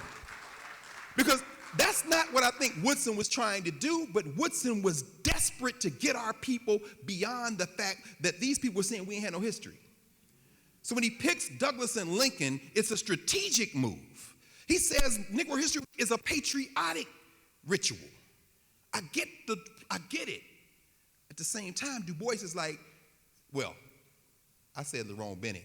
That's where I did, because I led in it with, Lerone Bennett, he wrote a book called Before the Mayflower. I know y'all love the 1619 project, but we've been dealing with Before 1619 for years. Have you ever, I told Jake this, Silverstein, I said, you take any 10-year period in Ebony magazine from the mid-60s through the 70s, and you will see writing and analysis that is superior to anything y'all published in that magazine that Sunday in August. Have you read Lerone Bennett Jr.? And Nicole's like, oh yeah, no, Lerone Bennett. She says that to her credit. Lerone Bennett really kind of sparked my imagination. She was a Black Studies major in undergrad. Says, Lerone Bennett really sparked my imagination. So this ain't no beef with her, because I think she's engaged in a subversive act. But that's not the same as a revolutionary act. It's a very different thing. So let's look at what Lerone Bennett said in The Challenge of Blackness. Lerone Bennett then turned that pamphlet into a book. Lerone Bennett said, we are about the task of defining, defending, and illustrating blackness. This means that we are about the truth of this world. For we see blackness in America merging with the blackness and brownness of the third world and becoming the world. That's a very different thing. You're going to exceed the boundaries of the state, which is another way of saying that blackness is a truth which stands at the center of the human experience, and that all who reflect the rays of that dazzling darkness reflect the truth which is close to the truth of man, woman, people. For if truth, as Jean-Paul Sartre notes, is the perspective of the truly disinherited, then the black man, black woman, black people are the truth or close to the truth. He gave this talk in November 1969 at the First National Conference of Black Studies Directors in Atlanta, Institute of the Black World. That's a different proposition. They got Black History Month in England. Some of y'all been around the world talking at these places. I know a lot of people particularly going to England, but that's a different concept. So who controls our institutional memory? This is where the problem comes in. Oh, yeah, I'm going to go through this quick because I'm looking now. It's almost now. Here we go. Oh, my God. Any of y'all know what that is? Wait, what's today? What is this dated? Yesterday in New York, Swan auctioned off all the art from the Johnson Building. This is the catalog. I got it in my bag. African American art from the Johnson Publishing Company. So it's in somebody's house now. Who controls our institutional memory? This is the catalog from Emory University, which appraised Carter G. Woodson's private library and papers at somewhere near $1 million, wrote the check, and then published The Mind of Carter G. Woodson as reflected in the books he owned, read, and published. They're at Emory now. These are our latest issues of the Journal of African American History, as we were talking about, published by the University of Chicago. I bought them today at the Seminary Co-op bookstore. Carter Woodson spinning in his grave. The University of Chicago is publishing my journal? Hard as I work, shit, I would have gone and got paid then. I had a PhD. I could have got paid. If I wanted to get paid, I got paid. If I wanted their imprimatur, I would have gotten it. Now, I'm saying the stuff in there, some interesting stuff. Pauli Murray, very important figure. They even got Negroes with red, black, and green, hands with their fists in the air, published by the University of Chicago. Come on, y'all. That's why, this is a complicated dude right here. He's an interesting guy. Y'all know Theaster Gates. He's y'all homie, right? That's me and him, and this is my student, Alex Mitchell. So Lachey and them know her. All the people were at Howard at the time. She was working at Schomburg at the time. She's getting a PhD in African American Studies in Cornell right now. From Philly, nice Philly gangster. They don't know who they let in, young Alex. But she's a librarian in that tradition of black women librarians. So she asked me to come up because we're going to talk about the archives. So I'm coming out now. I'm greeting Theaster because I'm like, dude, every time I come to Chicago, I go see Mr. Johnson's books. How many of y'all been over Stoley Island Art Bank? Yeah, so y'all know. At least they ain't got them books. Did any of y'all go last week when they had this whole thing on reading the black library? I wish I could have gone. Because, again, it's complicated. This dude right here, Jonathan Scott Holloway, has just been appointed the president of Rutgers University in New Jersey, New Brunswick, New Jersey. He's black. He wrote a whole book on the black intelligentsia. I've never seen Jonathan Scott Holloway at any meeting like this, any community meeting, anything like that. When I see Jonathan Scott Holloway, it's over there in that rarefied area called white academia. And I ain't mad at him. I'm just saying that's different than what Woodson was talking about. Just because you're smart and said something clever about black people don't mean you're part of a movement. We have to never lose sight of the fact that when we lose control of our institutions and our institutional memory, then our enemies will produce people who look like us unless you're looking at them. So when you see us in Philadelphia trying to do Philadelphia Freedom Schools, when we see everybody in Chicago with the African-centered education movement, Barbara Hannibal, I'm looking at Mashariki and thinking about you and Kamal and Barbara Hannibal always saying we're right, the Council of Independent Black Institutions. When I think about the fact that Tony has been spreading, along with his daughter Atlanta, curriculum from California to Alabama, I'm saying this is the work we have to do. We're not looking for the favor of our enemies, because if they're investing in it, as Woodson said, they got something they want. The New York Times is not publishing the 1619 Project because they're trying to help black people. They're doing it because they're losing a subscriber base. They realize the demographic is changing, and if in a minute you're going to turn away from them and build your own thing, no, we got to get them just enough. And God bless my friend Nicole Hannah-Jones, because I promise you, I swear, I hope she can pull this off, but history tells me different. History tells me that once they've used you, if you get a little bit too feisty with it, they'll take the work, kick you out, and the next thing you know, you've been used. And I know you think you got this game figured out, but trust me, 250 years of this thing kind of tells me you don't have it figured out. Woodson had it figured out. Keep your money, I'll get the nickels from Sunday school kids. Understand, that's very important. All right, together, when given a direction, the collections become a collective, because collectives aren't just about people, they're also about things. That's the aster. You gotta have your stuff. So everybody in here, and I'm guilty too, but I've been talking about that with Baba Jeremiah. I'm talking about that with Baba Conrad, because Ron Daniels was in D.C. We had a thing for him, his memoir. He just published the first volume of his memoir. And what he did was talk about all his relationships with community and organizing. And I'm looking at this group here, this community, and I'm saying everybody in here got a story need to be written down.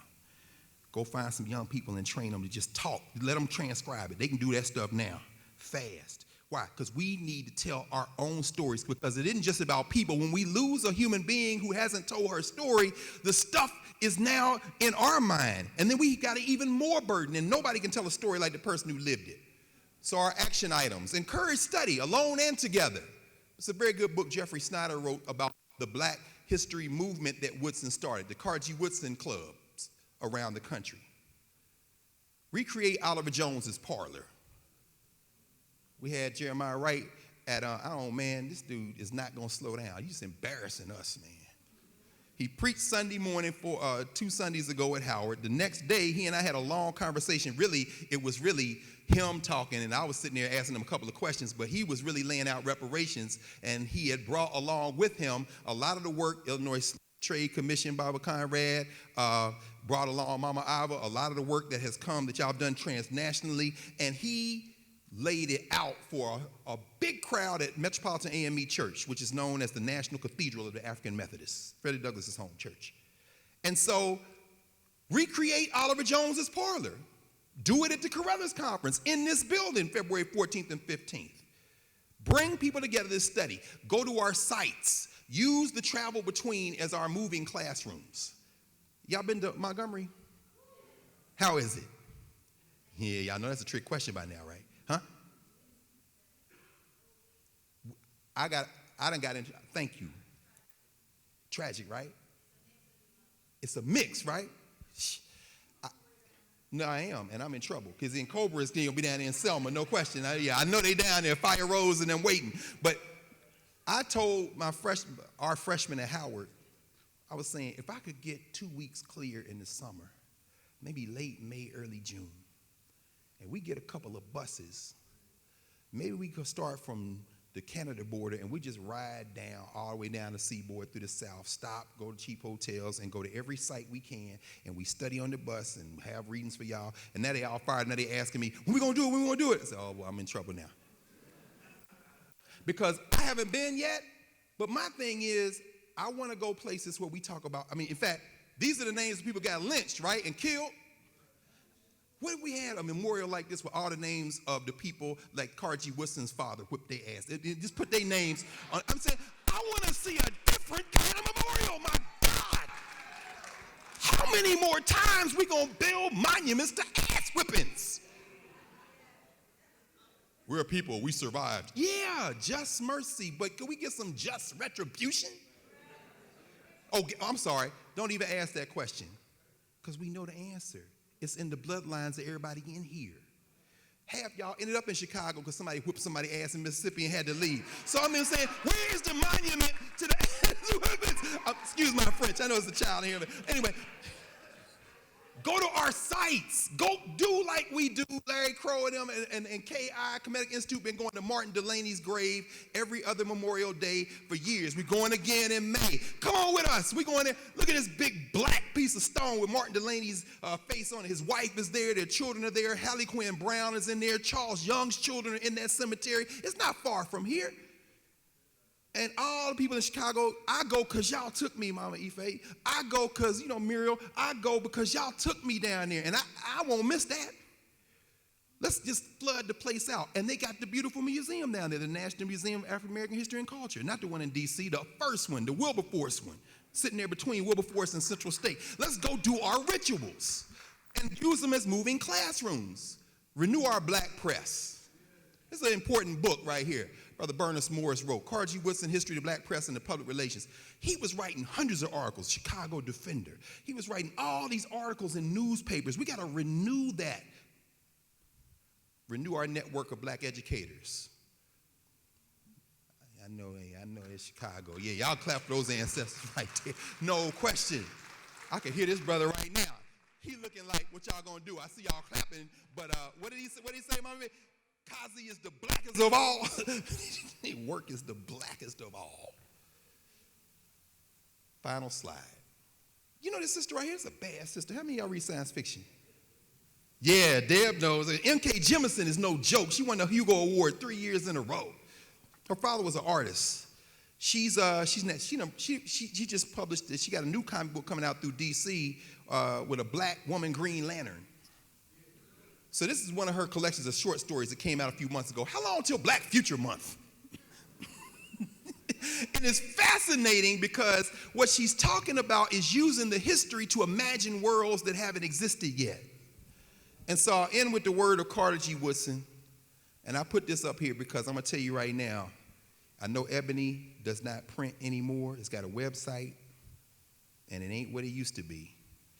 But when they asked me a couple of years ago to write a little piece on the history of Black History Month, to be able to tell my mother I had an article in Ebony, that used to mean something in the black community, you understand? So to be able to say that in Chicago on the night before February the 1st, let's end with Carter Woodson. This is the quote I ended, that I started the essay with. This is Woodson. He looked like he kind of smiling. He looking at me like, hurry up. Okay.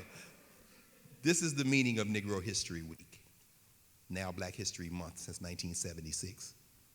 It is not so much a Negro History Month, Black History Month, as it is a history time. We should emphasize not Negro history, but the Negro in history. What we need is not a history of selected races or nations, but the history of the world, void of national bias, race hate, and religious prejudice. There should be no indulgence in undue eulogy of the Negro. Don't feel sorry for us. The case of the Negro is well taken care of when it is shown how he, how she, how we have influenced the development of civilization. That was the year after he started Negro History Week. So I'm gonna stop with that. 8:37. Okay. Whew. Sorry, I went longer. Conrad, the general.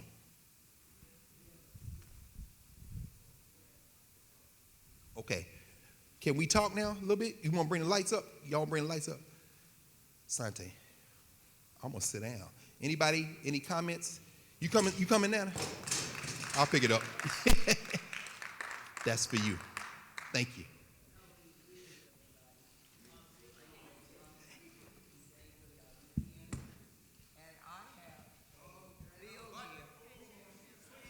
Oh, is it on?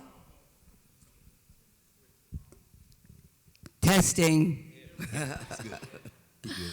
I have a bill here sponsored by Representative LaShawn Ford, and it has 2 quotes from Carter G. Woodson in it.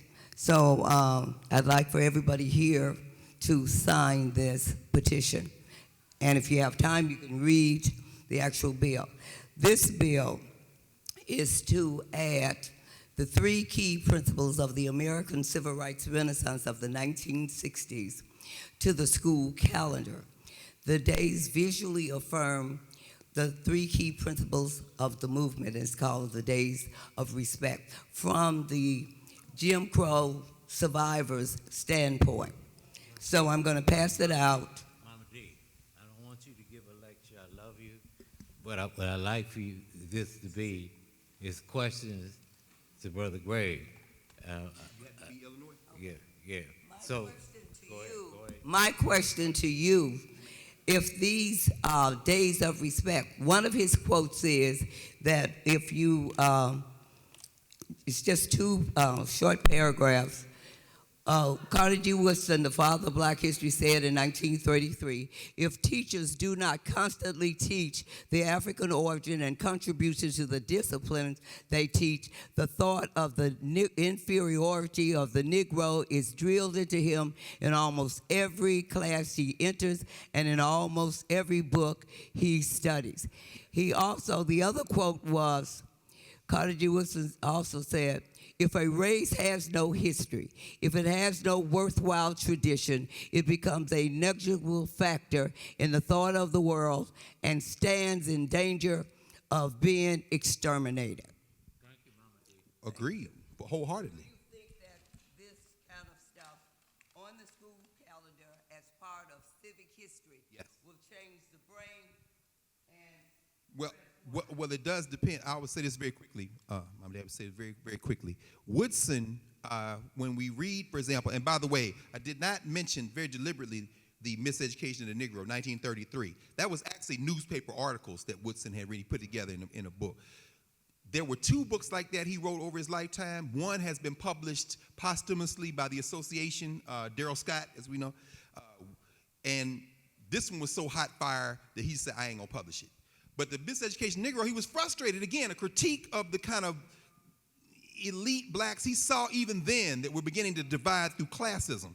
How that plays out in the curriculum very quickly, and then I'll be quiet, 30 seconds really, is that teachers were already complaining during Negro History Week while Woodson was there saying, we haven't had time to get our legs under us in terms of the regular course of study. Since they come back in January, I don't know we're going to be able to mount this. And Woodson's response, anytime somebody said that they were didn't have enough time, well, I say I worked in a coal mine, so. I mean, in other words, try harder. Those of us who are teachers, and I'm thinking about you, Mama Ife, I think about all the times we be at the house and, you getting ready to go to work. Teaching is a hard job. And for those of you who are now entering the profession with this digital stuff, it's enough to get through the curriculum with the standardized test. If you get the wrong teachers in, or the teachers who get fatigued or who are oppressed, which is why union work is still very important, you could pass something like that and it never make it to the teaching and learning practice. What we have to figure out is how to develop the spaces like this so that teachers can come in these spaces and continue to learn the tactics that will allow them to do that, whether that resolution ever passes or not. And I think that was really Woodson's strength. Rather than try to take over institutions, let me build an institution and train people to be able to do that subversive work from a place we control completely. So I'm in full agreement. I'm just saying it's really about strategies on how to make it happen. So in honor of Kobe Bryant in the game of basketball, the Wabash YMCA was opened in 1913. It had a gymnasium. And nobody knew at that time what the gym was for because we were baseball people. We rode horses. 2 years later, Woodson was living in the building with a gym. But it's ironic that today is Jackie Robinson's birthday. The man who was an all-around athlete who broke the color barrier, but at the All-Star game, when he was going blind in 1972, he pointed his finger up in the air and said that he would never be satisfied until we own the stadium, till we own the team, till we make the uniforms. Now, what a contradiction. Because they used him to dismantle what we already had. But it's further ironic that the game of basketball, as it was emerging, as it came out of Springfield College and a white man named Naismith and his student Alonzo Stagg, who came to Chicago to be the athletic director to roll out athletics at the University of Chicago at the end of the 19th century. And when they opened the Wabash Y, where Carter Woodson lived 2 years after they opened the Y, somebody knew that Alonzo Stagg was over at the University in Chicago and brought him to the Y to introduce the game to the Negroes. And by 1920, black people in Chicago were dominating the game of basketball.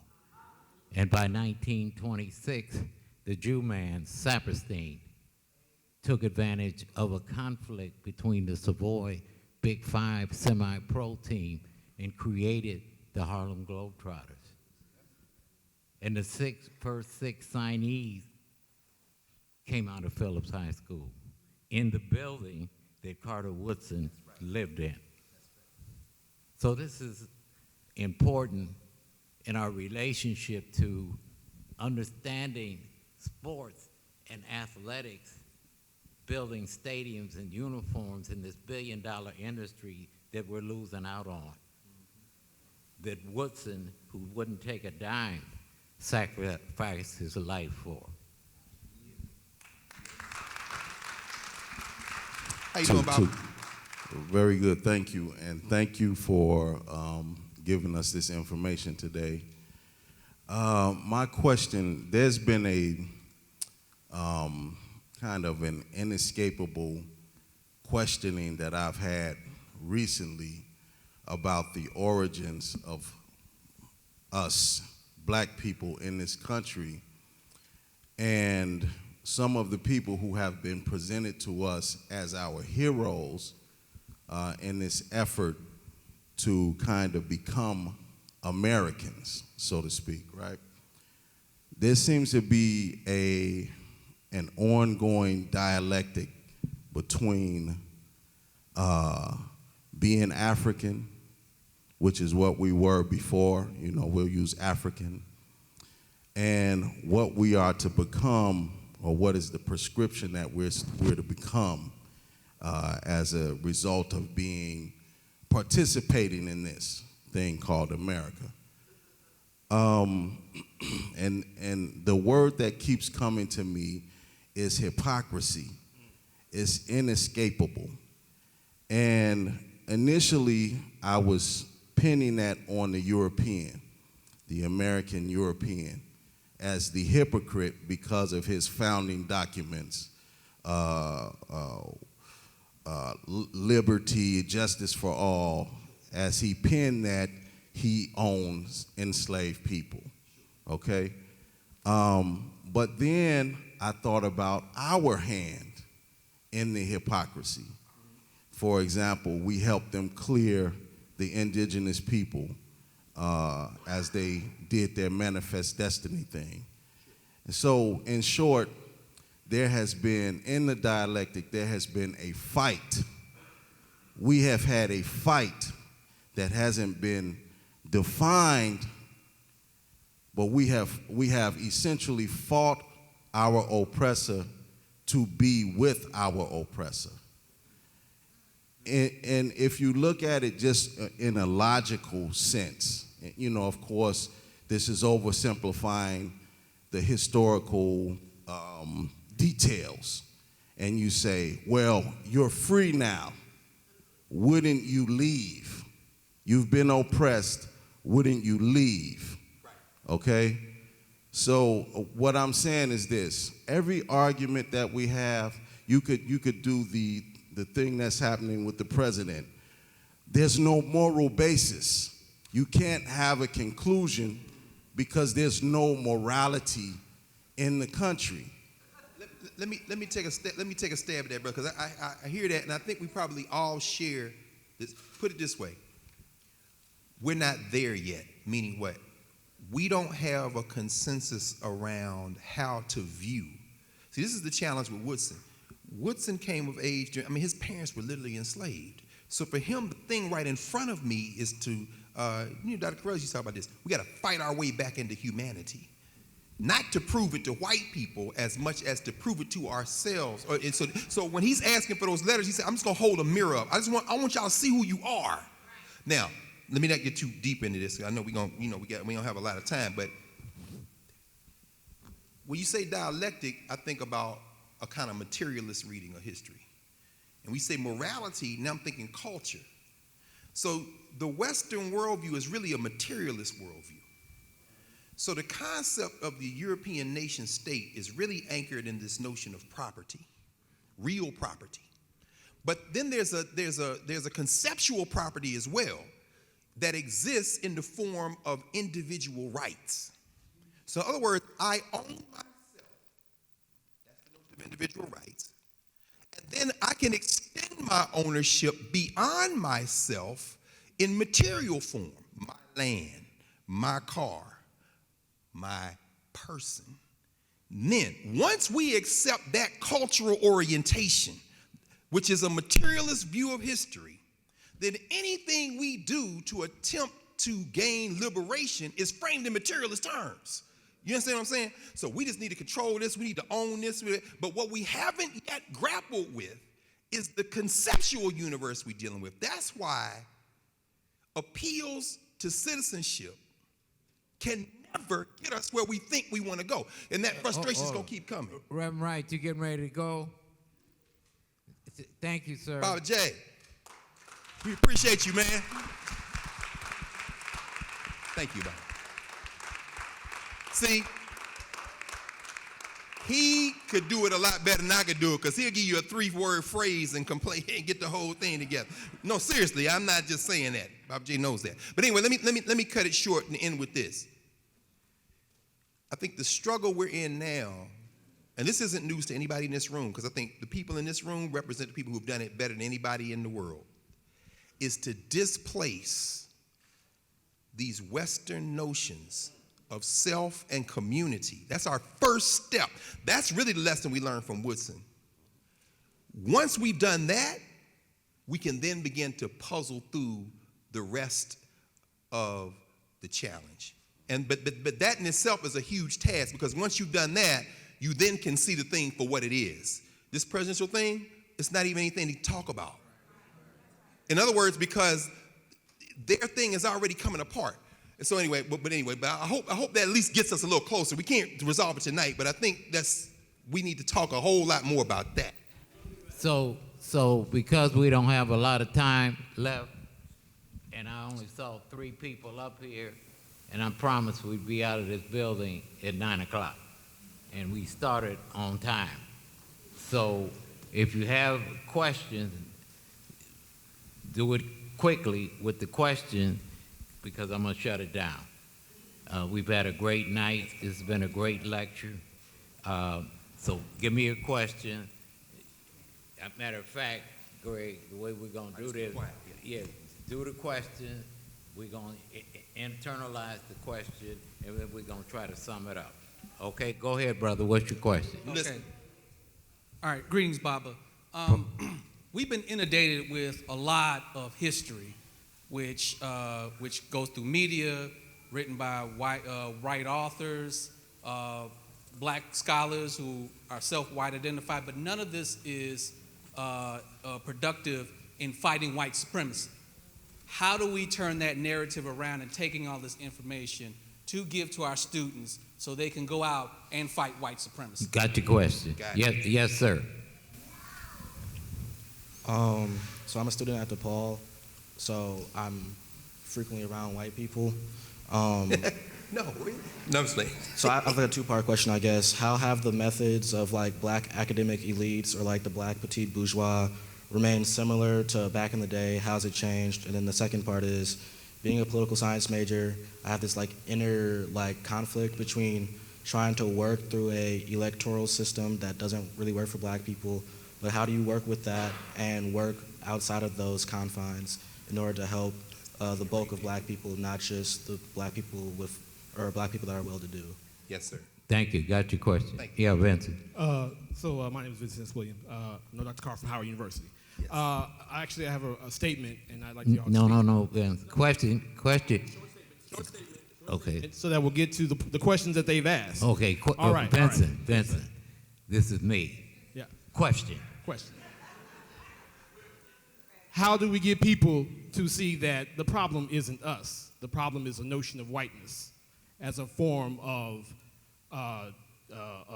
colonialism and imperialism created out of the imperial thrust of Europeans. Yes, sir. That's the question, which I think can help Thank answer a lot of Thank things. you. Gotcha. Yes, sir. We got it. Yes, sir. Yeah, I'll be real brief. My question is, what is our thought and what is our action that needs to be taken to stop using standardized testing and placement testing to gauge our kids and how intelligent they are? Yes, sir. So this is the last person, and I called out Chicago State, and she wasn't in the room at the time. A little This is late. Kim Delaney, Professor? who's the Just a little bit late. director or coordinator, used to be at African American Studies at Chicago So I State. got the bomb question, the So final you got the last word. The last question. question. Last What about question. the whole thing? No, so I want to know, do you all have any concerns about all these new Black Studies programs? What are your cautions? What do you see happening with all of these new and expanding Black Studies programs? And then also, are you all aware of anything Carter G. Woodson said about back to Africa? Because now there seems to be attention on going back to Africa. I just left Liberia, and so I could see what happened with that back to Africa movement. And so I'm curious to know, did Carter Woodson have anything to say about that? Thank you, Kim. Very quickly. Last verse. Yes, Woodson, often in his travels, because he was multilingual, Woodson would search for books on African history. And as we know, the Americans weren't publishing African. The French were. The Spanish were. Portuguese were. A lot of his collection that's at Emory are books that he translated on African history, going all the way back from Egypt to Egypt. He translated them from the European languages and published them in about 300 of those books that came out of Associated Publishers were books Woodson himself translated. So he was very invested in Africa, absolutely. The first question, dealing with the question of, this is what I would say about the first question and the question just before that, Vincent. Asking different questions gets us different answers. To me, that's really the function of curriculum work. It isn't the answer as much as it is the question. Once you ask a different, and I won't go, and can't go into it right now because it's almost time to go, but what we tried to do in Philadelphia, again, learning from many of the people in this room, this is really the function of the African-centered movement. In any subject, we would ask our high school students to ask two questions. Who are the Africans you're studying in this moment to other people, and who are they to each other? It seems like a simple question. But this is how that deals with standardized tests, because tests would really be an interruption in your study schedule. You can get a perfect SAT score if you're learning, I'm going to write down who you think I am to you. Because if you want to hear a child make a perfect accent in another language, ask them to make fun of somebody. In other words, it's the critical mind that enables you to draw a beat. This is some BS, and this is what happened. In 1776, y'all said it. Now, I know that more people fought for the British than fought for the Americans, and in Virginia, 30,000 people ran away. But on this test, you want to talk about them 5,000 people that thought they was going to get free with George Washington. That's your answer, and now move on. But they don't internalize that as their story. Once they've separated out who they are with each other, that's how you deal with the standardized test. Finally, the question of this teaching and learning practice in the HBCUs, Kim. I said HBCUs. You know why? I'm going to end with this. At 54, at a moment in this country when not only is higher education under assault, all education is under assault, and the appeal is being made, young brother from DePaul, to the class interests of a tiny group whose function is to represent the rest of us and then who are rewarded with just a little bit better quality of life. Somewhere in the last year, I have passed personally, and I'll say this to y'all in public, I have passed caring about anything other than being in community with the students I come in community with in the communities and get my check every 2 weeks. That's going to translate for me to a large shift in the energy I'm devoting to Howard University and putting that energy for whatever time I got left, a day, a year, 10 years, however long, to being in these spaces. Because I think what Woodson showed, I'm very serious about that, because the future isn't in black studies programs. These white folks then figured out they're going to reward these Negroes and try to make them. The future isn't in white newspapers trying to tell us that we too are in American history. The future is in the way Woodson did it. Woodson worked at Howard for a year and a half. He was a dean. Then he said, this is a waste of my time. He resigned, and if Woodson had kept the trajectory of black college, he's also the dean of West Virginia State College. If he had kept that trajectory, we would not be sitting here tonight. So some of us are going to have to turn away from those jobs. But when we do, that means the community is going to have to show that this sacrifice, because sacrifice is his middle name. And but I say sacrifice, not sacrifice in terms of soul, sacrifice in terms of they're going to turn my lights off. And I got about 60,000 books between storage and my apartment that got to have a home. And I'm not going to put them at a white school. We need some land, we need some buildings, we need a place, and then we're going to wage war, and we're going to win. But I'm telling you right now, I'm getting ready to walk away from this Negro college, because these bourgeois Negroes at the top of that food chain have just about... He ain't got permission yet. Oh, yeah, I do. Dr. Evans gave permission. Dr. Evans, this is the elder so if y'all see the thing blow up in D.C., y'all know what happened. This is the elder intervention. He's getting ready. No. He told Look me. at him. Yeah. But let me say this, Dr. Evans. This is really. Hold on. I'd like everybody to kind of leave collectively. We started collectively, and we need to have a little African order when we close out a program. Well, before you close, can I take 15 seconds? I want to thank you. I want to thank the center. I want to thank the fund. I want to thank everybody. Please, y'all don't understand. These are the things that keep us going. I'm from the bottom of my soul. Thank you all.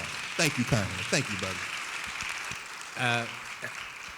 I want to thank Dr. Evans for allowing me to have a little input on this, but this is her house. She is the leader. Yes. And when we're talking about institutions, this institution is 54 years going on, September 8th.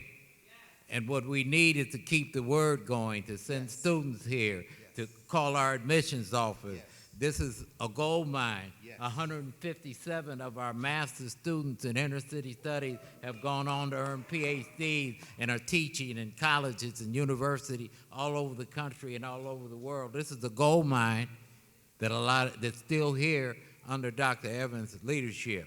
So this is one of our public taxpayer institutions that we have a lot of influence over, and we need to keep it. Dr. Evans, you want to say anything on the way out? She's so modest. Just thank you, Dr. Carr.